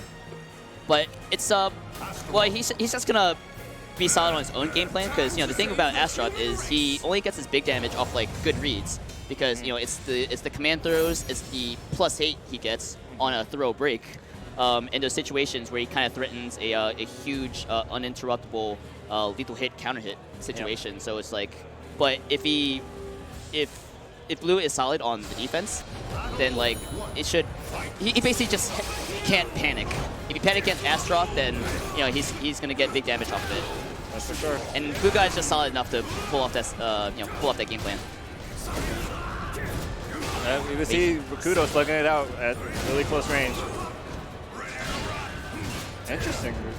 I mean, and Aswell is definitely like the higher tier character. You know, played by one of the best in the world, but the robbery potential in Astroth is just tremendous. And look at that! Oh boy. Round 1 goes to Riku-Dou. And his DOA boys are cheering. Oh man, is Riku-Dou gonna take it over to 1st and 2nd seed? It's still early, it's only round 1, game 1. Nice reversal edge right there. Oh, okay, this is gonna be big. Oh my god! This is a good start for Riku-Dou. What a call out over there. What a call out from Blue God indeed, going in and getting that axe low, but at the tip range, no knockdown. Nice punish there by Riku-Dou. Oh, he's panicking. He's panicking. Oh man, stop ducking, boy. Get up. Why is he ducking? Get up. I mean, you know what he's ducking, he's looking for those command throws, but that's why those quick mids are getting him. Right. And I know Blue Boy does not like REing against Astroth. Yeah, which is kind of like the go-to situation, or go-to answer for those command grabs, right? Because you get to deal with the mids, you get to deal with the command throws. But yeah, Blue God's discipline to not do RE might go against him. Oh, get down. In the set. There's a no-fly zone here. No-fly zone here. No Beyblades. Yep, there's the Beyblade. Okay, never mind. Ooh, nice step with the bull rush, but no damage there. Dodged the whiff punish, unfortunately. Ooh, he's playing so smart. I can't believe it. This is big. This is going to be a wall. No wall. No wall. Out of range. Oh, that is a wall. God. That's a sick combo, because normally the other combo drops against Astroth for whatever reason. Ooh, holds it a little too long, I think. Yeah, that's quite unfortunate there for Riku-Dou. Oh, catches him with a 3A counter hit. Very smart stuff from Blue God. Astroth is one of the few characters that can break back throws. Right, but that doesn't matter because he went for the low there. Yep, that's exactly why I went for the low. It's a 3-way mix-up. Very, very dangerous after that counter hit 3A. But here we go. We got a soul charge to get Blue God, give himself a little bit of space between Riku-Dou and Blue God, but Blue God answers with that knockdown low in X mode. Ooh, that was sick. I love when Aswell players do that. After the axe, though, they do that little stance transition. Yep. It was a rough stuff. It was a rough start for Blue God, but I think he's found his stride now. Oh, there it is. You gotta come in, brother. Yeah, come in. Oh, that was sick. I'm coming in. I'm coming. Oh, he was going for that ring out. He's carrying him out. Okay, soul charge over. Almost a sidestep there. What's gonna happen here? Staying solid. Oh, command throws. Are we gonna see it? The chip damage and the guard gate. Ooh, oh my god. Showing a lot of respect. Oh, he's back Staying in there. very patient. Okay, no lucky break for Riku-Dou. Back in the axe. Are we gonna see axe low here? Still lucky break from Riku-Dou. Got the life lead, but Blue God's going to go in. Ooh, Soul Charge. That was clutch. This is very intense right now. Blue God, no Oh, nice reversal RE. edge. Are we going to guess? Nice stuff there. Nice punish with that weapon art. Beautiful punish. The one thing about Blue Boy is he knows reversal edge options. He's so smart with this. He knows all the punishes. He knows how to punish each situation. Yep, the frame data on them. Yep, the frame data on the moves. He made a video about it too. Yeah. Yeah, and I'm surprised not a lot more people checked it out. No, yeah. Yep, because I sure don't know reversal edge. Yeah, and then there's like reversal edges that's like 2 hits and I get caught by them all the time. Yep. He definitely did his homework. Yeah, from day one when it was a new mechanic for everybody. Yeah, that was incredible. That was max punishment on a reversal edge. It was very impressive there by Blue Boy. Who has time for that? Seriously.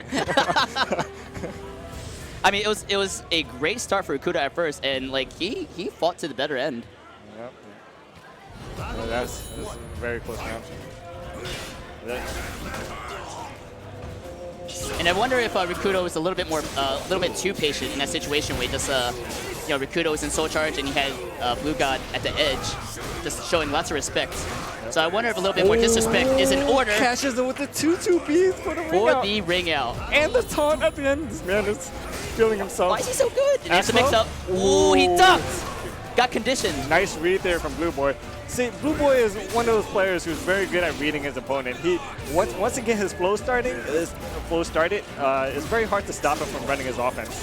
Right, and you just have to slow him down. But like Astroth has a hard time slowing down Blue God, right? Because like his character doesn't really have access to like fast moves. Like he doesn't have traditional 2A. Yes. He's just a big, bulky, dumb, evil guy.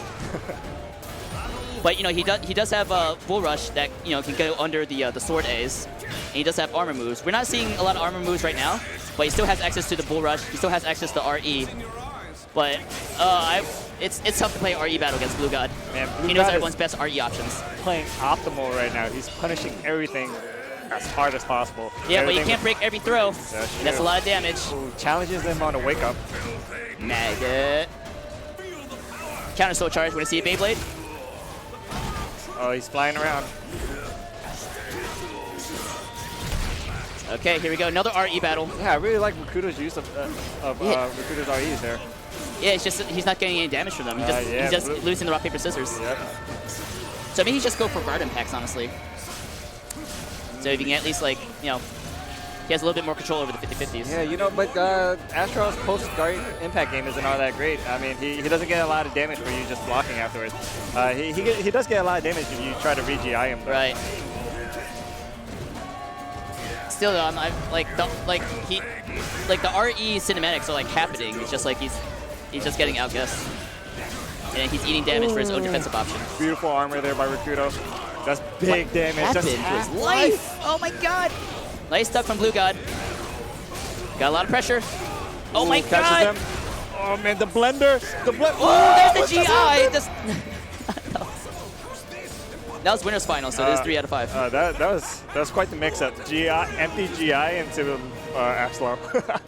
I think he needs to tighten up his wake-up defense, his neutral defense. When his feet are actually on the ground, like it's pretty okay. But in those grounded situations, I think he's due antsy to like get up and like do something. He's got to get up and just like block because he's getting hit That's for sure. by Blue God on the wake-up, and just like that, before I even finish the thought, you get a ring out. Yep, that was a very far ring out. Okay, we got command throw, big damage, and we have wake-up situation. Very dangerous wake-up from Astroth into frame advantage. Goes for the crouch throw. Ooh, this is really bad for Blue God. No weapon. That was cool. He was out of range of the RE. Ooh, nice side step there by Riku-Dou, dodging the 2-2-B. Oh, there's a bad situation here for Blue Boy. Rushing it down, Riku-Dou. I love the stagger there by Riku-Dou. Yes, That's something about offense. DOA players, right? Like you can't get a feel whenever they want to attack. Like, what is this guy doing? He's just slapping you around. There's Dead or Alive fundamentals coming into play. We'll see if it's enough for Riku-Dou to win 3 straight against Blue God, one of the best in North America. Yeah. Power of reason. No whiff punish there, but we're going to go for a throw setup instead. And there it is. That's +8. You're a +8. You cannot press a button there. Yeah. There's a quick gut check. Man, Blue Boy's guessing right on all these grabs. Ooh, out the ring. That's a ring out. Oh man, he's on tournament. Well, he's Tournament point. Tournament point here. Still has a chance in losers though. A lot of stance dancing, but solid defense from Riku-Dou. Drops the combo there. Yeah, it's just kind of dropping those like little opportunities for more damage. Gets a grab off. This is big damage here. It's an Oki. Yep. Oh my God, more throws. That's another back command grab. He's very dead there. I mean, that's the danger of Astaroth. You know, you can duck them, you can RE, you can GI the command throws, but you know when you don't break the 50-50 command throws, especially when he's in soul charge, you get robbed. I know Blue Boy really wants to win this Big E event because he never won a Big E event before, and and he's on the verge of doing because it right now. they're mostly won by LinkWiz. LinkWiz has won every Big E event since NEC. NEC, Winter Brawl, April Annihilation. So he's hungry for this win, and he makes it to the grand finals. Blue God. Riku-Dou, he's gonna go on to losers finals, where he is going to wait the winner of, I believe, and thank you for streaming Soul Calibur 6. And thank you guys for joining in onto this stream, where we're going into our top 4 for Soul Calibur 6 here at Summer Jam 13, brought to you by Big E here in Philadelphia. To the stage of history. And I'm glad to be commentating these matches with Philly native himself, Woes. Hello.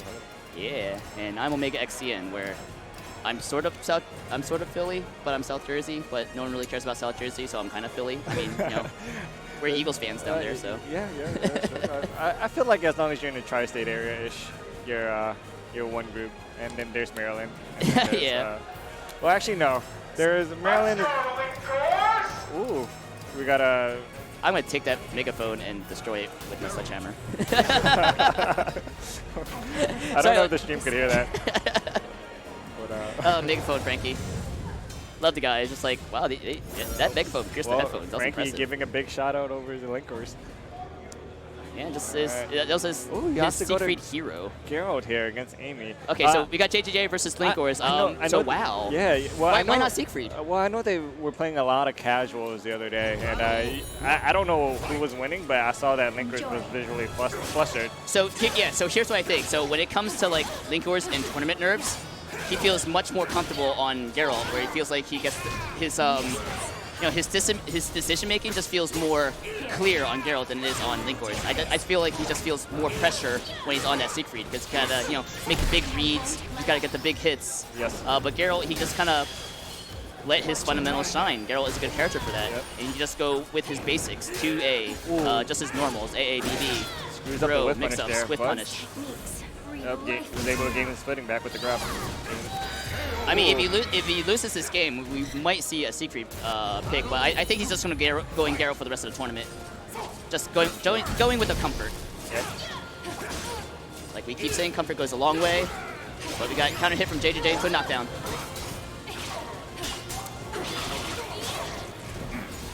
Oh, nice OK mix-ups, but we have the auto GI from Geralt.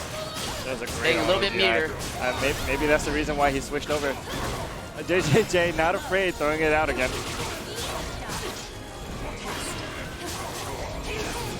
Ooh, LinkWiz with the amazing, very smart challenge there, but wasn't able to get anything off of it as JJJ presses back. Right, so as you go, oh my god, that's a huge whiff.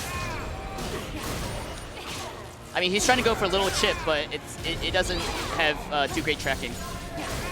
Oh, mixing up his stances. Tries to go for the GI, but oh, this is going to do big damage. Oh, jeez. I like that JJJ is using the burn to just push him back. Right. You don't want Amy anywhere near you. Not to mention, you get a little bit of chip damage too. But JJJ is he's just so good on his approach. It's just so hard to keep the guy out. Yeah. And not to mention, he just covered his gaps with the auto GIs. This is big damage. So good at stealing his turn back. That's the tech drop we were talking about. 2A, just keeping it simple, small pokes, nice and quick. He just wants to slow JJJ down. JJJ just goes a million miles per second. Nice. That was smart. He did the parry on plus frame. What just happened? Amy just like super tech crouched under The flame? yeah. She's dancing in the fire. Dude, this is I'm feeling the emotional pressure on LinkWiz right now. Especially when we have multiple characters and you're considering, the benefits of switching, or just, sticking to your guns, sticking with the character you have on game 1. Yeah. Just go Siegfried, honestly. I know nerves is a big thing, but Let's do this. yeah, I hear Siegfried. Okay. I hear the Siegfried pick as Which, well. yep, in JJJ's words, it's Amy's worst matchup. Solely because of base hold. Yes. Base hold, she just can't. It's very scary for her to try to poke him down. Right. And I agree with it. In fact, I thought that he was going to do Siegfried game 1. But, he was just trying to calm his nerves. yeah, it looked like he was trying to hopefully throw Jay off his game because, from all the practice battles they were doing right before the tournament. Oh, remember, this is the run back from Defend the North. Oh, that's JJ true. was able to take it over LinkWiz. He did. And I think LinkWiz was going straight Siegfried. So that's why he went to Geralt. I'm sorry. Because he wanted to see if it, he'll get different results on different characters. Sure. Ooh, That's a huge base hold B. Base hold makes this match difficult. Oh my god, it was just out of range of that knockdown low. That knockdown low doesn't have a lot of range. Yes, he had the right read, but yeah, just out of range. He had the right read, just not the range. Yep. He just had to get a little closer. But good on LinkWiz to capitalize on that mistake. Man, Siegfried is so hard to deal with when he whiffs. Yeah, how do you get in? LinkWiz did not mean to do that already. I'm sure that was an AGA attempt. Oh, just shutting down that really, really slow advancing mid move. Yeah, But we got Soul Charge now. No fly zone, Amy. Don't fly around on me. Oop. Mix up. Okay, Nice good duck, there. good punish. That is kind of a mix-up, but good reaction from LinkWiz. For sure. Alright, so far we're not really deviating from each other's game plans. LinkWiz still wants to keep him out and play a range punishment game, and JJ still wants to just go, Unga Bunga Gorilla, just go really aggressive and just steal your turn at every opportunity. And just like that, he went for the mid parry, but LinkWiz decided to go for that 3-4A, which is kind of a delayed mid. He gets around the timing of the auto GIs. And no punish off that throw miss. So this is down to the wire. They both have nice soul charge there. If you guys didn't know, you guys can soul charge when you see Siegfried go for the bubble on reaction, and that will waste his Dark Legacy. And why didn't he go Siegfried from game 1? Because that was very convincing game 2 for LinkWiz. That was indeed very convincing. JJ has to sit back and think about this now. It's very hard for Amy to keep pressing against Siegfried because everything Siegfried does knocks you down. Knocks you down and can counter hit you easily because he's got evasive moves. 3B is very evasive, Rising B is very evasive, and he's got good punishes if he does a sidestep. Right. So and he's got the range. You can keep him out. Yeah. It's so hard to keep Amy out. She just has so many tools to get on in. Especially that I believe it's her 6-6A where she tools at you. Oh, yeah. She closes a lot of distance with that. Yeah, move. the one where she jumps in. Right, and she starts spinning. But you saw that LinkWiz is almost reacting to it. He sees Amy in the air, and he just responds with A slide B, which is that quick hilt strike. That's true. Nice back there from JJJ. Okay, here we go. Let's test his defenses. Good reversal edge from LinkWiz. Very smart stuff by LinkWiz. See, I like what LinkWiz does, and not a lot of people notice it, but he goes for REs early in the game to gain some meter. Right. And not to mention, it's a good defensive option just to slow down JJJ's aggression. Yep, LinkWiz keeping Amy out. Very smart stuff. Looks like he's building a wall. Yeah, just building the wall brick by brick, making it really hard for JJ to go in. He's JJ's trying to approach, but LinkWiz is just like the toll keeper. It's not making it free for him. Yep, you gotta pay some life points. Yeah, yep. Pay the price, son.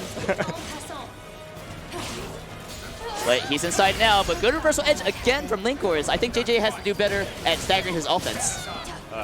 Because he's just getting caught by the defensive options, he's getting caught by the evasion.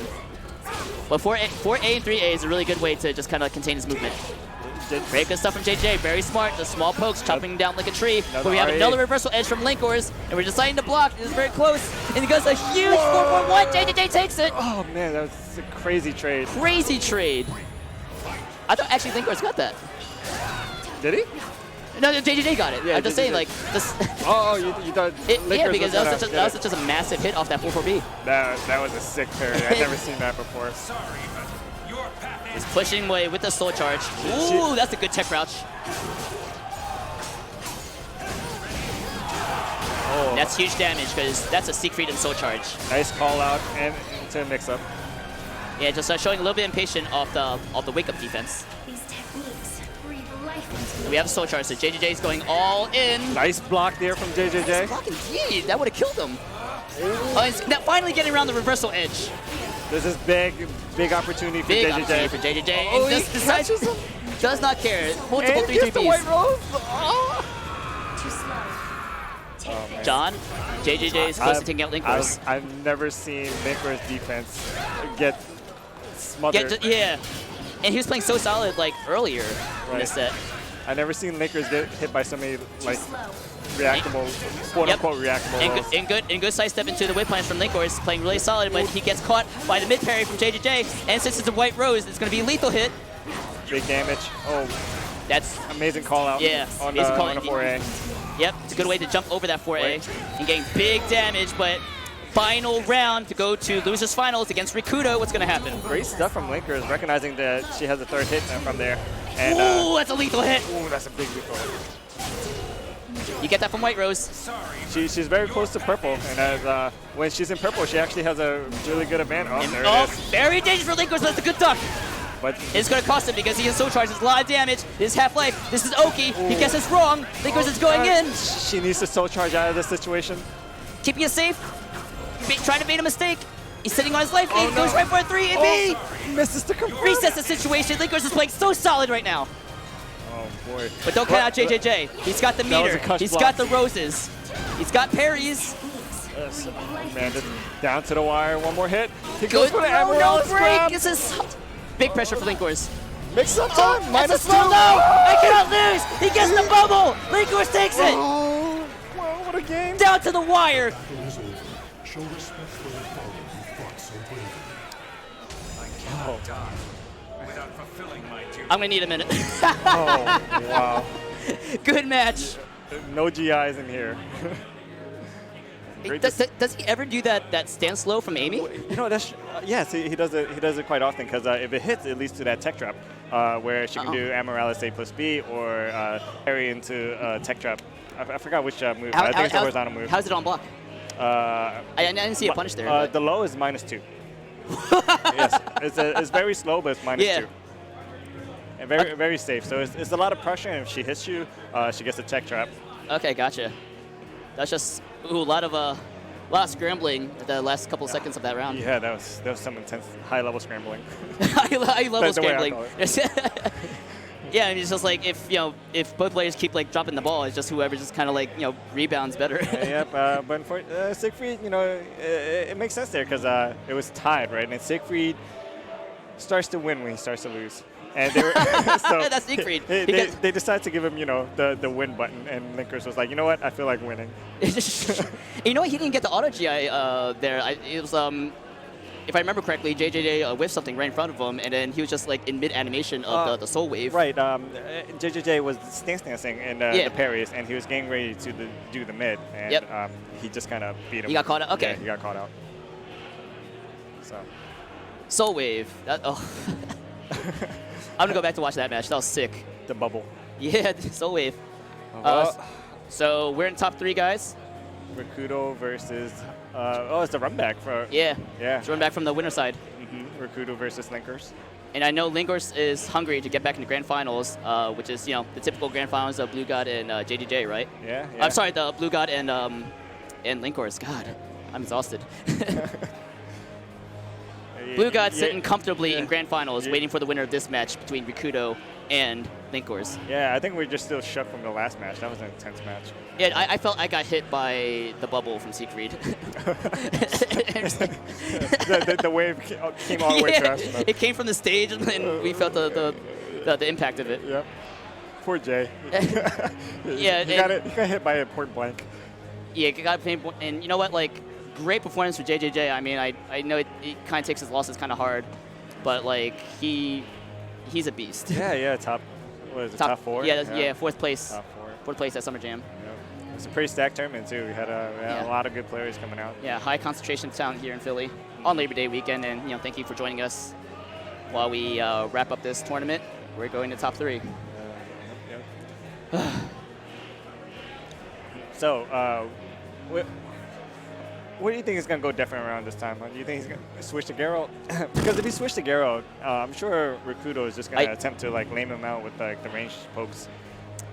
So, Geralt represents kind of a different style from Siegfried, but not too like not a uncomfortably different style, right? Like Geralt still has kind of like the whiff punish capability that Siegfried has, but just because he has access to like the quick normals, that lets him do a little bit more containing and a little bit more just close range combat against Astaroth. So what wasn't working against so the last match, LinkWiz was on Siegfried. Sure. Riku-Dou was doing a lot of bull rushes, which was catching the AGAs. He was doing a lot of armor moves, which was catching the A slide B. Right. So I think the whip punish game, like it could be adjusted, but overall, I think Riku-Dou was getting around it very well. Yeah. So Riku-Dou got paid off many times with the Soul Charge Bull Rush, and it took half his life. And I feel like if he's on the Siegfried whip punish game, then it's just going to give Riku-Dou opportunities to rob the match from him, because he has access to Soul Charge and the bull rushes and the armor moves, and it's just so much damage just for making one mistake. And like, we're liars, we're going with Siegfried. We thought he was gonna go for Geralt, so he's just gonna go. He's probably gonna stick with the. I don't know. I don't know if he's gonna stick with a space whip punish game, or he's gonna be more aggressive. If I were to guess, I think LinkWiz is gonna be more aggressive, because I think it was kind of working out when he was trying it in the last match that he had in the winner's side. And just like that, he's just going right into his face. Sure, nice GI there from Riku-Dou. Unfortunately, he didn't get much off of it. Now we see LinkWiz changing it up. He's definitely more active than he was before. Yes, exactly. Yep, pressing more buttons, challenging more often. Yep, but still being solid, like while in close. Like, ooh, nice step there. Being aggressive doesn't mean you don't lose the block button. Yep. It's just knowing to take your turn. Nice. Looks like A slide B is safe against Astaroth. And I think he's just playing angry. Like, he's being more aggressive, but he's blocking when he needs to. He's taking his turn. And he's just finding like small opportunities to play the whiff punish game, but not relying on it, because he doesn't want Riku-Dou to have any chances to make a comeback. I like what he's doing. He's not waiting for Riku-Dou to come in anymore. Exactly. He's charging in with the A slide B. Not giving him any opportunities to do the armor moves or the bull rushes, but just like that, with the armor soul charge. Exactly what we were talking about earlier, right? Riku-Dou getting paid off with the armor bull rush. And that wasn't even a long range situation. He just got right into LinkWiz's face and just did a disrespectful close range bull rush while in soul charge, leading to big damage into the round 2 win. It's very strange, because you have to disrespect Astaroth, or he'll eventually kill you. But if you disrespect him a little too much, he destroys you. And LinkWiz is just mistimed the CE punish a little bit. Could not get paid for that CE attempt. But it's safe. It's safe, so who cares? But that's 1 meter that you have to go without. But it looks like LinkWiz is not too deterred, because he has a lot of advantage right now. He's got the life lead, he's got the guard gauge in red, and we have a whip punish to close out this round. LinkWiz. Yeah, this is looking very bleak for Riku-Dou, but he does gain a meter, and when you soul charge, you do gain some of your guard gauge back. And the robbery potential just ramps up tremendously. So LinkWiz, I won't blame LinkWiz. He decided to be a little bit more defensive, but just like that, he's just going in. Right, especially in the soul charge, right? You can't charge in against Astaroth when Astaroth goes. So LinkWiz is just his strategy now is just to smother him, which is definitely a deviation from when they had their winner side match. He just wants to give Riku-Dou any room to breathe, but LinkWiz, LinkWiz was just defensive for just a second, and Riku-Dou took that opportunity for an unreactable CE throw. Oh, and that's a guard break. It's going to be big damage, and this is going to be game 1 to LinkWiz. That was calculated. He set that up into a force block. Yep, it's like, okay, eat it or block it, I don't care. You either die or you die.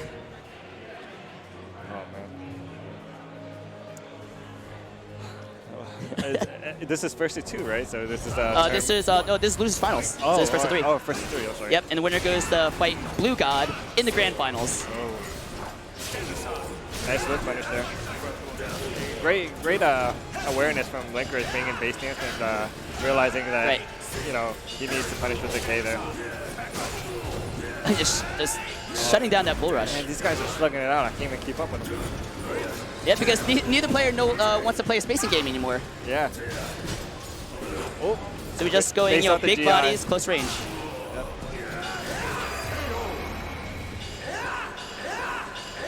I think LinkWiz found his footing. Yep, playing very, very comfortably. He knows that his pressure is definitely working against Riku-Dou, but Riku-Dou takes his turn and lands a command throw. A lot of pressure. My hand! Give me that stack. Give me that stack, son. Going to 50-50s, a lot of pressure. I love seeing aggressive LinkWiz. Nice GI there, but as I was talking about before, there's no reason to really re-GI against Astro. He doesn't get much. Smart Takes the 50, yep. Ooh. So when you're not in range of that, you know, the soul charge blast, then you kind of take your opportunity to go right into your opponent's face and threaten a throw mix-up, essentially. Beautiful block here by LinkWiz. How did he know? Good armor. Oh, that's big damage. Ooh, no whip punish for you, says LinkWiz. It's risky going for the whip punish because he could, you know, side spin. Yeah, exactly. That ballerina is just so highly evasive. It's so hard to catch him while he's spinning like a ballerina. And he takes game 2. LinkWiz is dancing around a lot today. With Garo, with Siegfried, he keeps spinning all over the place. Somebody stop this man. So I wonder if now, like, Riku-Dou wants to go from his like rush down game plan to more of a spacing game plan, which would be like ironic and awesome. You know, he's definitely more comfortable playing the range game. Right. Right. But I don't think he wants to play the range game, but he decided to just run up into LinkWiz's face. Yeah, so I think he's just sticking to his guns. Yep, sticking to the game plan. Because I feel like so he probably feels like if he reverts back to the kind of like the, you know, spacing nickel and dime style of Astroth play, he's just going to lose to LinkWiz. Because that's the style that LinkWiz is comfortable at, which is that long range whip punish style spacing. Exactly. Oh, beautiful whip punish there on the ground, from the ground. A good block, takes his turn, but LinkWiz recognized that situation because Riku-Dou likes to, you know, when he blocks and takes his turn, he likes to go for the command throw. LinkWiz recognized that pattern, makes a duck, raw rising B, maximum punish. So hard to contain. It's almost like he's mashing. Yeah. But it's all precision and calculated. Yeah, it's all calculated play because, you know, he's deviating from his usual game style of whip punishing. Why did that just whip? I do not know, but it's a bad situation for LinkWiz. Ooh, he decides to fight back with rising A. Oh, nice crash throw, but breaks. More throw attempts. Didn't break that one. Stop ducking. That's what Riku-Dou is saying to LinkWiz right now. See, yep, stop ducking, son. Okay, gets a little bit of chip damage. Guard break. 50-50. He ducks it. Ducks it, but no punish. Oh my goodness. Wall combo. There's a lot to talk about that round. Like, he did make the duck, but it wasn't the optimal punish because he didn't account for the fact that Siegfried could go into the side twirls, which are highly evasive. He just crouched him out of 6-6B. Weird stuff. Oh, nice guard impact. That's a level 3 GI from Riku-Dou. You can't step that. RE situation. Too fast to sidestep. Okay, Riku-Dou decides to block, take a little bit of guard damage, but he doesn't want to against that RE. Nice duck from LinkWiz. Those Twitch ducks are working really well for LinkWiz right now. Yeah, that's the typical game plan versus Astroth, who doesn't really have access to, you know, really quick mids. That was amazing base dance. Yep, just no damage. Just a little bit out of range. Yep. Nice GI there. Oh my God, Riku-Dou! I'm telling you, the GIs. LinkWiz didn't gain any meter from that because he was already in soul charge. Ooh, decides to guess that time. That's a lot of damage. And just like that, ooh, not quite, but LinkWiz, one round away for him to go back to the grand finals where he feels like he belongs at a Big E event. Yep, he needs to defend the Big E event. Yep, he's got a high streak. He wants to go for the 4-peat. He is a Big E champion at the moment. Exactly. But first he's got to go to Riku-Dou, which looks like he's being picked apart. Right, Riku-Dou still has a chance there. He does have 2 bars of meter. Astroth slow charge. Yeah, it big just comeback potential. big comeback potential indeed, and just like that, we're going to the big comeback potential we with that go. soul charge, with the armor grab, a lot of damage, wake up opportunity for Riku-Dou. He's going in, but another Twitch duck from LinkWiz, looking very grim for Riku-Dou, and LinkWiz take it. He's going to grand Very nice. finals, but good performance for Riku-Dou. Great performance from Riku-Dou. Show respect for the fallen who fought so bravely. Shout out to the DOA community for rooting for their boy. All right, we're back. But once again, it's a third place showing for Riku-Dou. He got third place at April Annihilation as well. He played very well today. Yeah, I mean, yeah, he knocked LinkWiz into the losers bracket. Now- He beat JJJ. And we're back with this matchup. History repeats Yeah, itself. history repeats itself indeed. The typical grand finals here in North America. LinkWiz versus Blue God. I mean, so These two players are so consistent, you know, like Soul Calibur 6 is such a explosive game, and like these two managed to make it to very consistent. top 8, top 2, like every tournament. Every tournament. It's insane. Like the amount of the defense you have to have in this game is quite insane to like just stop everything from happening to you. Exactly, and the fact that these two are so consistent when this game is so explosive is definitely a testament to their ability as Soul Calibur players. And did LinkWiz win the RPS battle? Ooh, I think he's got the mental advantage now. Oh man, Blue Boy was just setting him up. I think it was a setup. He's like, yeah, I'm gonna go rock 3 times, but in game I'm actually gonna go paper twice. And then when they go into RE, they're gonna tap into the knowledge they got from the RPS match they just had just now. That's for sure. You know, if you take it by chances, right? What was it? Linkers won the first RPS, the RPS game, so Yep. then chances are Blue Boy is going to win the next set of It's RPS. It's the mind games before the mind games. Based on probability alone. And Big E being supportive as usual. So okay, so count all the grand finals that these two had together. So Ooh, they went to man. grand finals at Winter Brawl. No, that was, Winter Brawl was Sane and LinkWiz. Mm-hmm. So NorCal Regionals, Right. Blue God took it over LinkWiz. There was another tournament recently, right before Evo. The tournament before Evo. CEO. No. It was the one in the West Coast with like Sandman, Blue Boy. Oh right, LinkWiz, the Invitational right before Evo. Right. I think that's what it was, and I think LinkWiz won. Yep. Was that a grand finals between LinkWiz and Blue God? No, that Skill won that. No, We're talking Skill about the wasn't there. Invitational? No. The Invitational. No, we're talking about different tournaments. Yes. No, there's one right before. It was kind of like a more local thing, and because Wednesday Night Fight, they wasn't having an event there right before. Okay, so it Evo. wasn't a major, it was a more local Yeah, tournament. yeah. But as far as majors are concerned, Texas Showdown Grand Finals, Right. they didn't get to Grand Finals CEO because Skill was involved. Right. Anyway, let's talk about this matchup a little bit. Yeah. This matchup is very. They both punish each other extremely hard, right? Siegfried has the best I-16 punishers in the game. Yeah. So like Because of that AGA. right. He punished both Aswell's 3B extremely hard, and he punished Axlo extremely hard. And that's the thing that makes it a little difficult for Aswell. It's still a slightly Aswell favor though.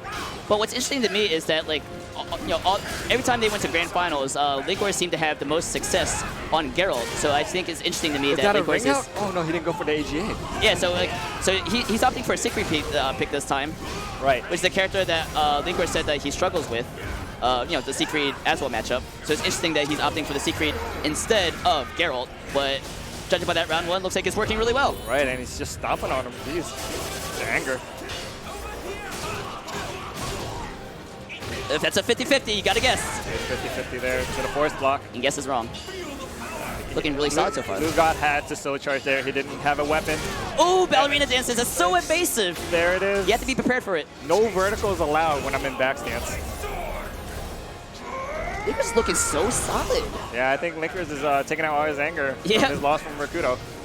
Oh, this is very, Oh, this is risky. very difficult. Yeah, just letting that soul charge pass. That's fine. Linkers is breaking the game right now, if you guys didn't know. That move is bugged, and he's able to sidestep the 3 for 3. 3 for 3.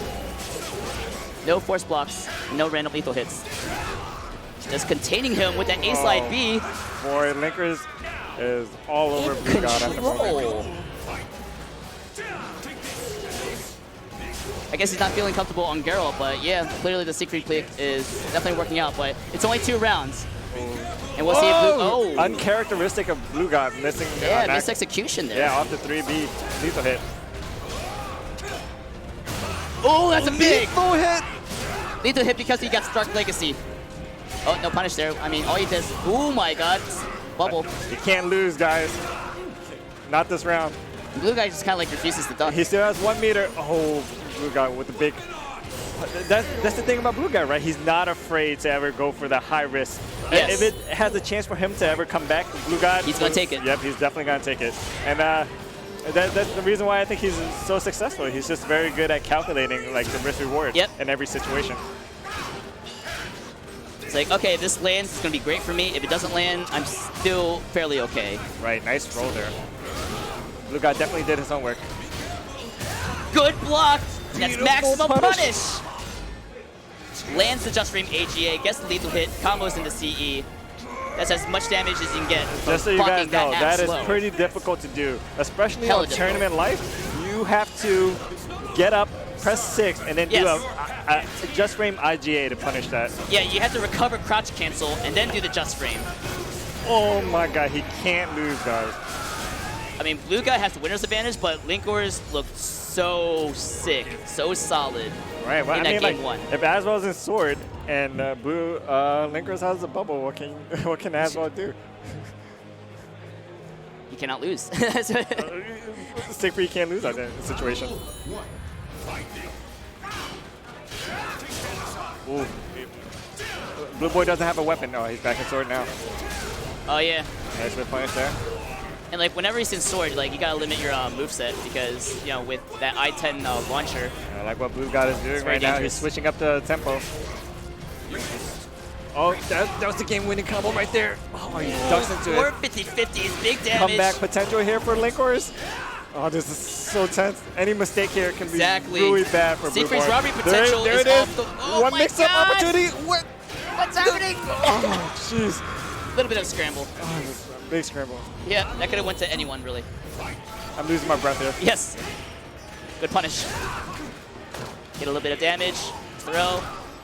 Half-life already gone. Why are you trying to move? I got AGA.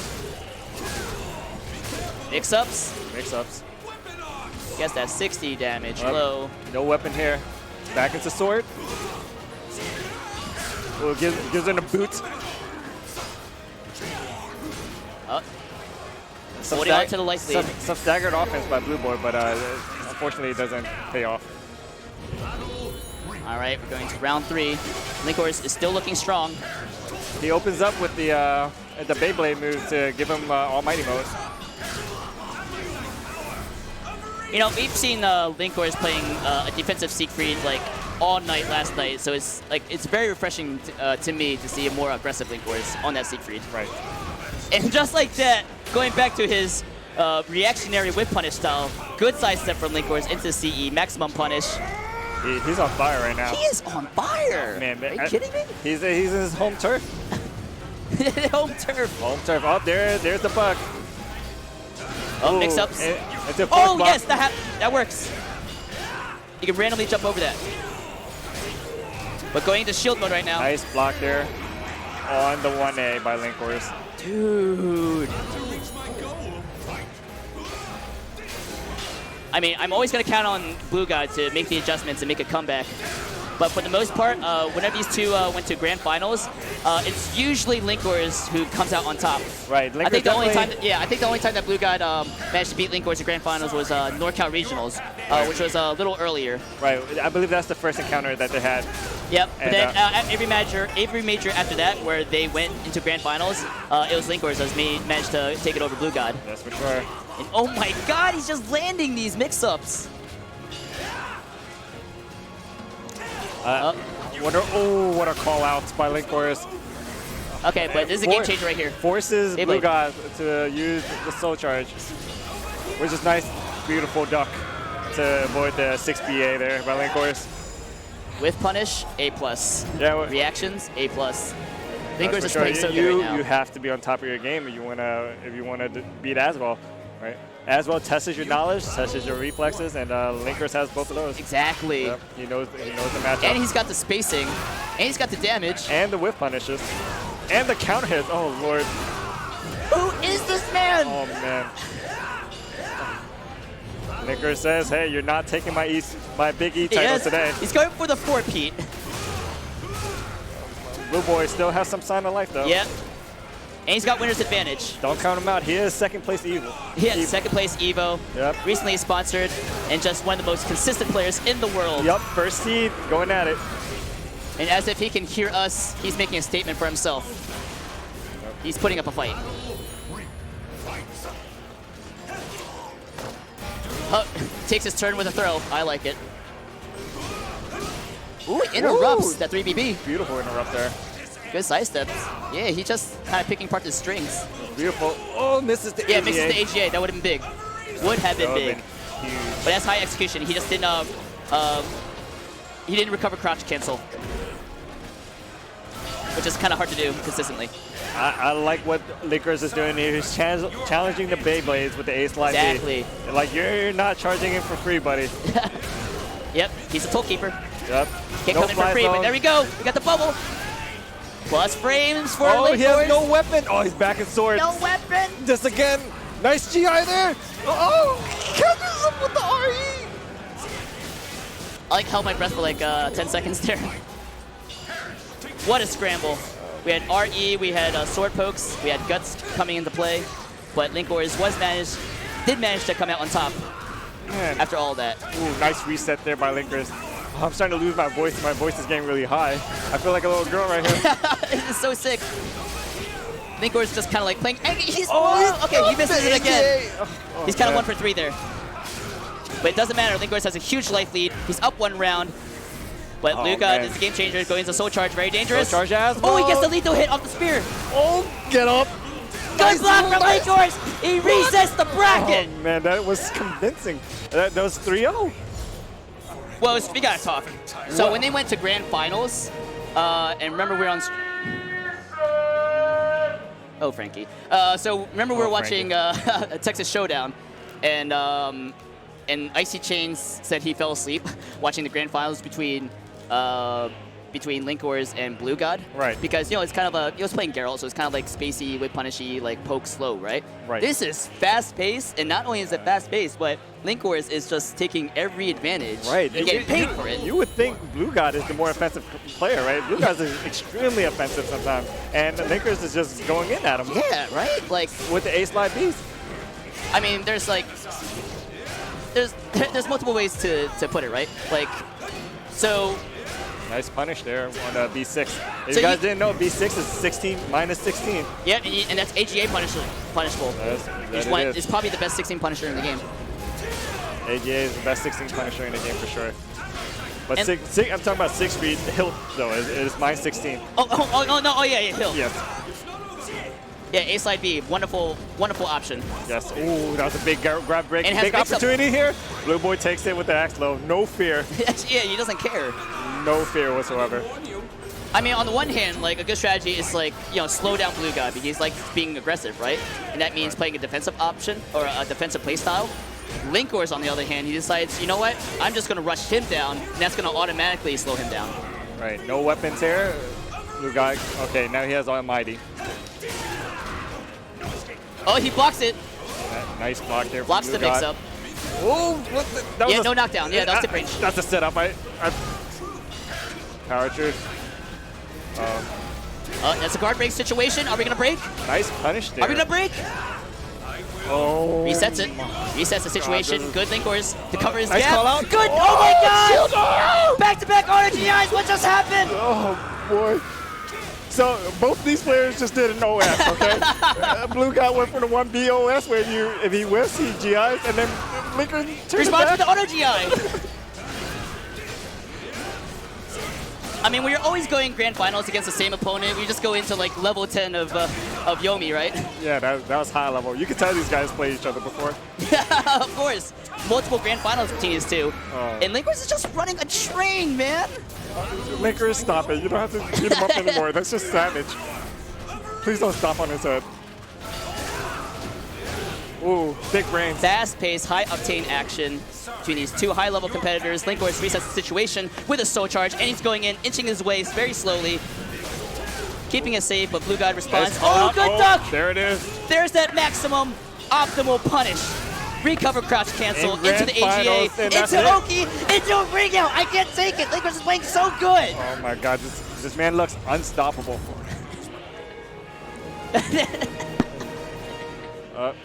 I think Julie just went up and said, play better, and just ran away. I definitely believe she said that. If you guys didn't know, Julie's actually a savage. Okay, if you play poorly, she will tell you in the meanest way possible. Anyway, You should just tell kids, like, Kwang, you suck, and just run away. Yes. But good sidestep from LinkWiz. No filters. Good duck again, and AGA, maximum punish. Why are you doing X slow, He's son? so clean at the moment. So clean. He's on fire. He's definitely killing himself. On the Siegfried, not the Geralt. Oh.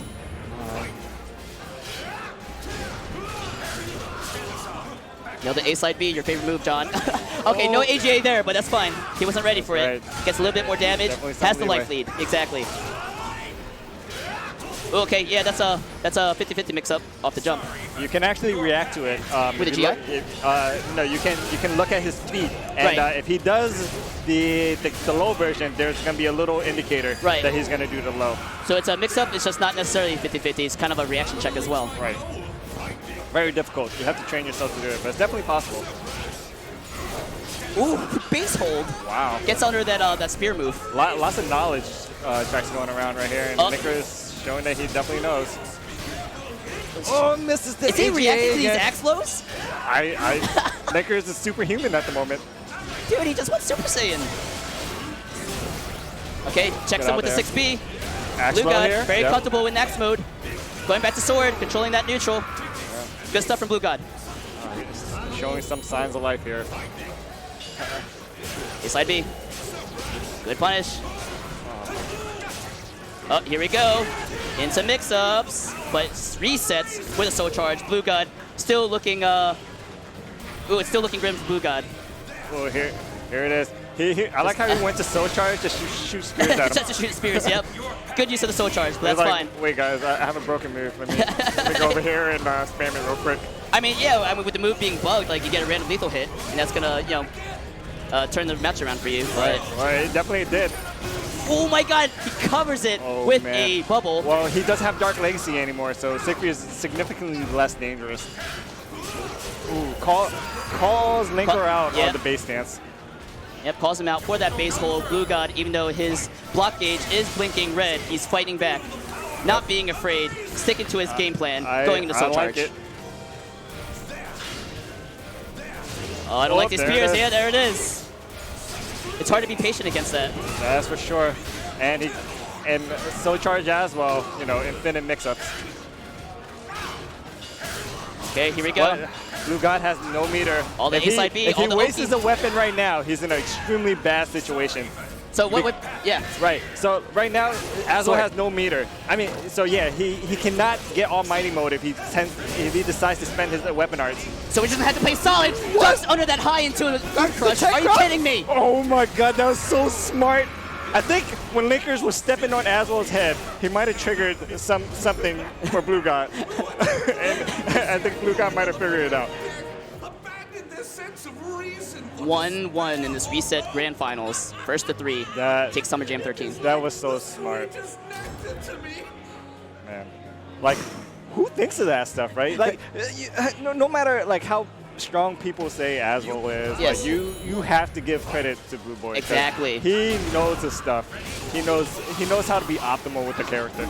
Yeah, if it was that easy, there would be more Aswell players in top 8. That's for sure. And shouts to Sandman too for also representing Aswell. That's for sure. Even though he Sandman is is also Sandman. He's less technical, but he definitely has the strategy. Like Exactly. he has one of the best strategies in the In game. his disposal. But right now, Blue God is going in. Ooh, he tries to interrupt it with AGA. That was ill-advised. Oh man, the vortex. Going back to sword. No weapon. Okay, back to sword. Ooh, just going for those mix-ups. Can't lose. Oh, throw break. Go for the That's grab. no punish. No, AGA, nice. That was supposed to be, that was an AGA attempt, right? That was definitely an AGA attempt. Threw it Linkers- away. He wasn't ready. Linkers never purposely do A plus B. Yeah, that was supposed to be an A slide B. Sorry, that was an A slide B attempt. Definitely a slide B attempt. Ooh, wow. Now he's just playing angry. Angry You're Linkers in the packed. house. All right. Nice whiff punish. Wow.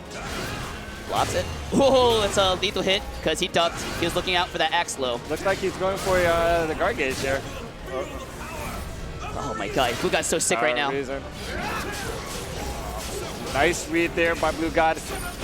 Soul Wave. Staggering his offense. Blue God definitely know that LinkWiz was expecting the Beyblade, but Exactly. Blue God just held his ground and didn't go in. Okay, now he's just causing LinkWiz to whiff a lot. I like Good what spacing. Blue God does here in this matchup. He starts the round off with Blade Blade, going Almighty, knowing that Siegfried doesn't get a big punish off of it. Yeah, I mean, all he gets is kick, just a little bit of damage, but nothing to write home about. Exactly. Good dunk, and there's the AGA punish there it is. into the CE. Optimal damage.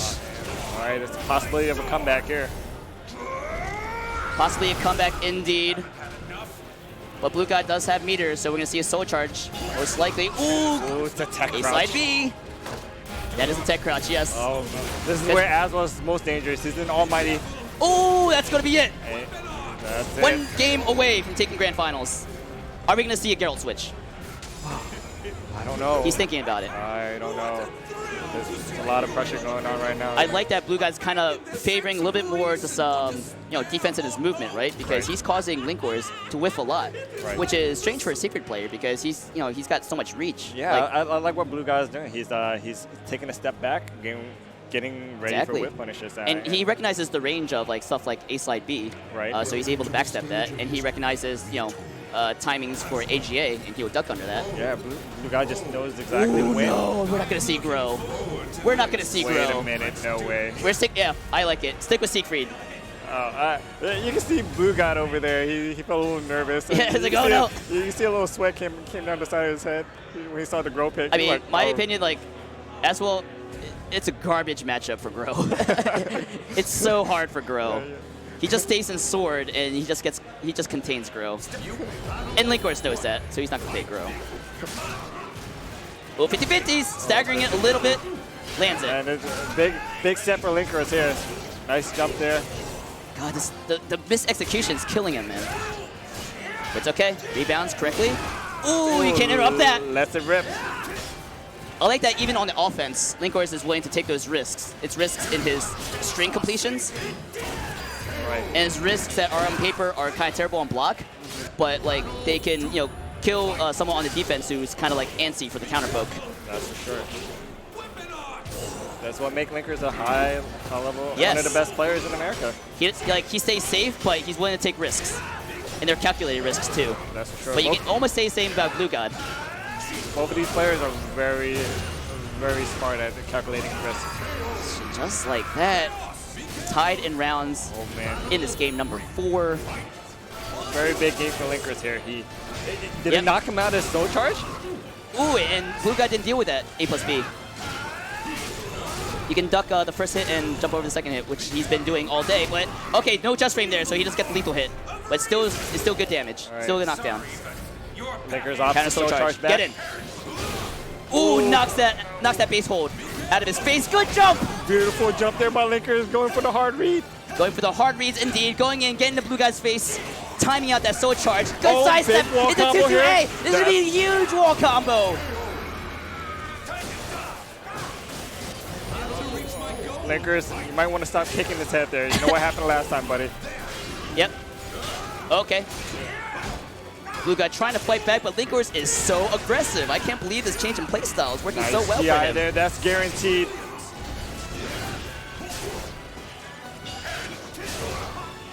A slide B. Yep. It's working really well for him, but Ooh. Axlow did not land. I mean, it did land, but no attack throw. Back against the wall. He will have to Ooh, soul counter charge soul back charge, there. let's Yep. go! Double soul Soul charge. charge battle. This is tense. Oh, calls out the beast empty D6. Ooh, that is unsafe. He didn't go into chief hold. Oh man, that Gets was punished to the AB. so smart. Blue guy wasn't gonna let him get away with anything. He was like, Match look, point, yeah. Match point for Blue God. Important round. yep, calls out the big bluff and got paid for it. Oh my God! Gets tagged with the Superman punch. Big damage. He's in Soul Don't Charge. mix me Blue up goes here. for the Give me- reset. Frame advantage. Oh, good. No punish. What's happening? We're getting This nervous. is just frame. I'm Get getting up. nervous. Good sidestep from Good LinkWiz. And he's in danger of a guard break. He's looking for that spin move. Oh, this is big. Oh, it's This big. here's no weapons. No weapons. No weapon art. He can't They're lose. so close. Or can he? Oh man, Blue God's one hit away.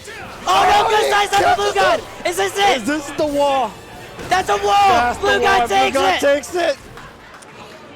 Oh. And it's over. Well-earned tournament win for Blue God. Man, we see LinkWiz finally going down in the Big E tournaments. No 4-peat for LinkWiz, but a first Big E win for tyrant. Blue God. The tyrant has been taken down. His reign is over. We failed to defend this house. West Coast takes the East Coast event. West Coast takes it. But you gotta give it for LinkWiz, man. Yeah, Like he played was- so solid. It's a well-fought battle. Yeah, bracket reset and everything. Yep. And once again, he made it to grand finals. So I don't know if the grand finals record between the two is tied now. I think it was more like LinkWiz favored, but definitely a big win for Blue God. Definitely.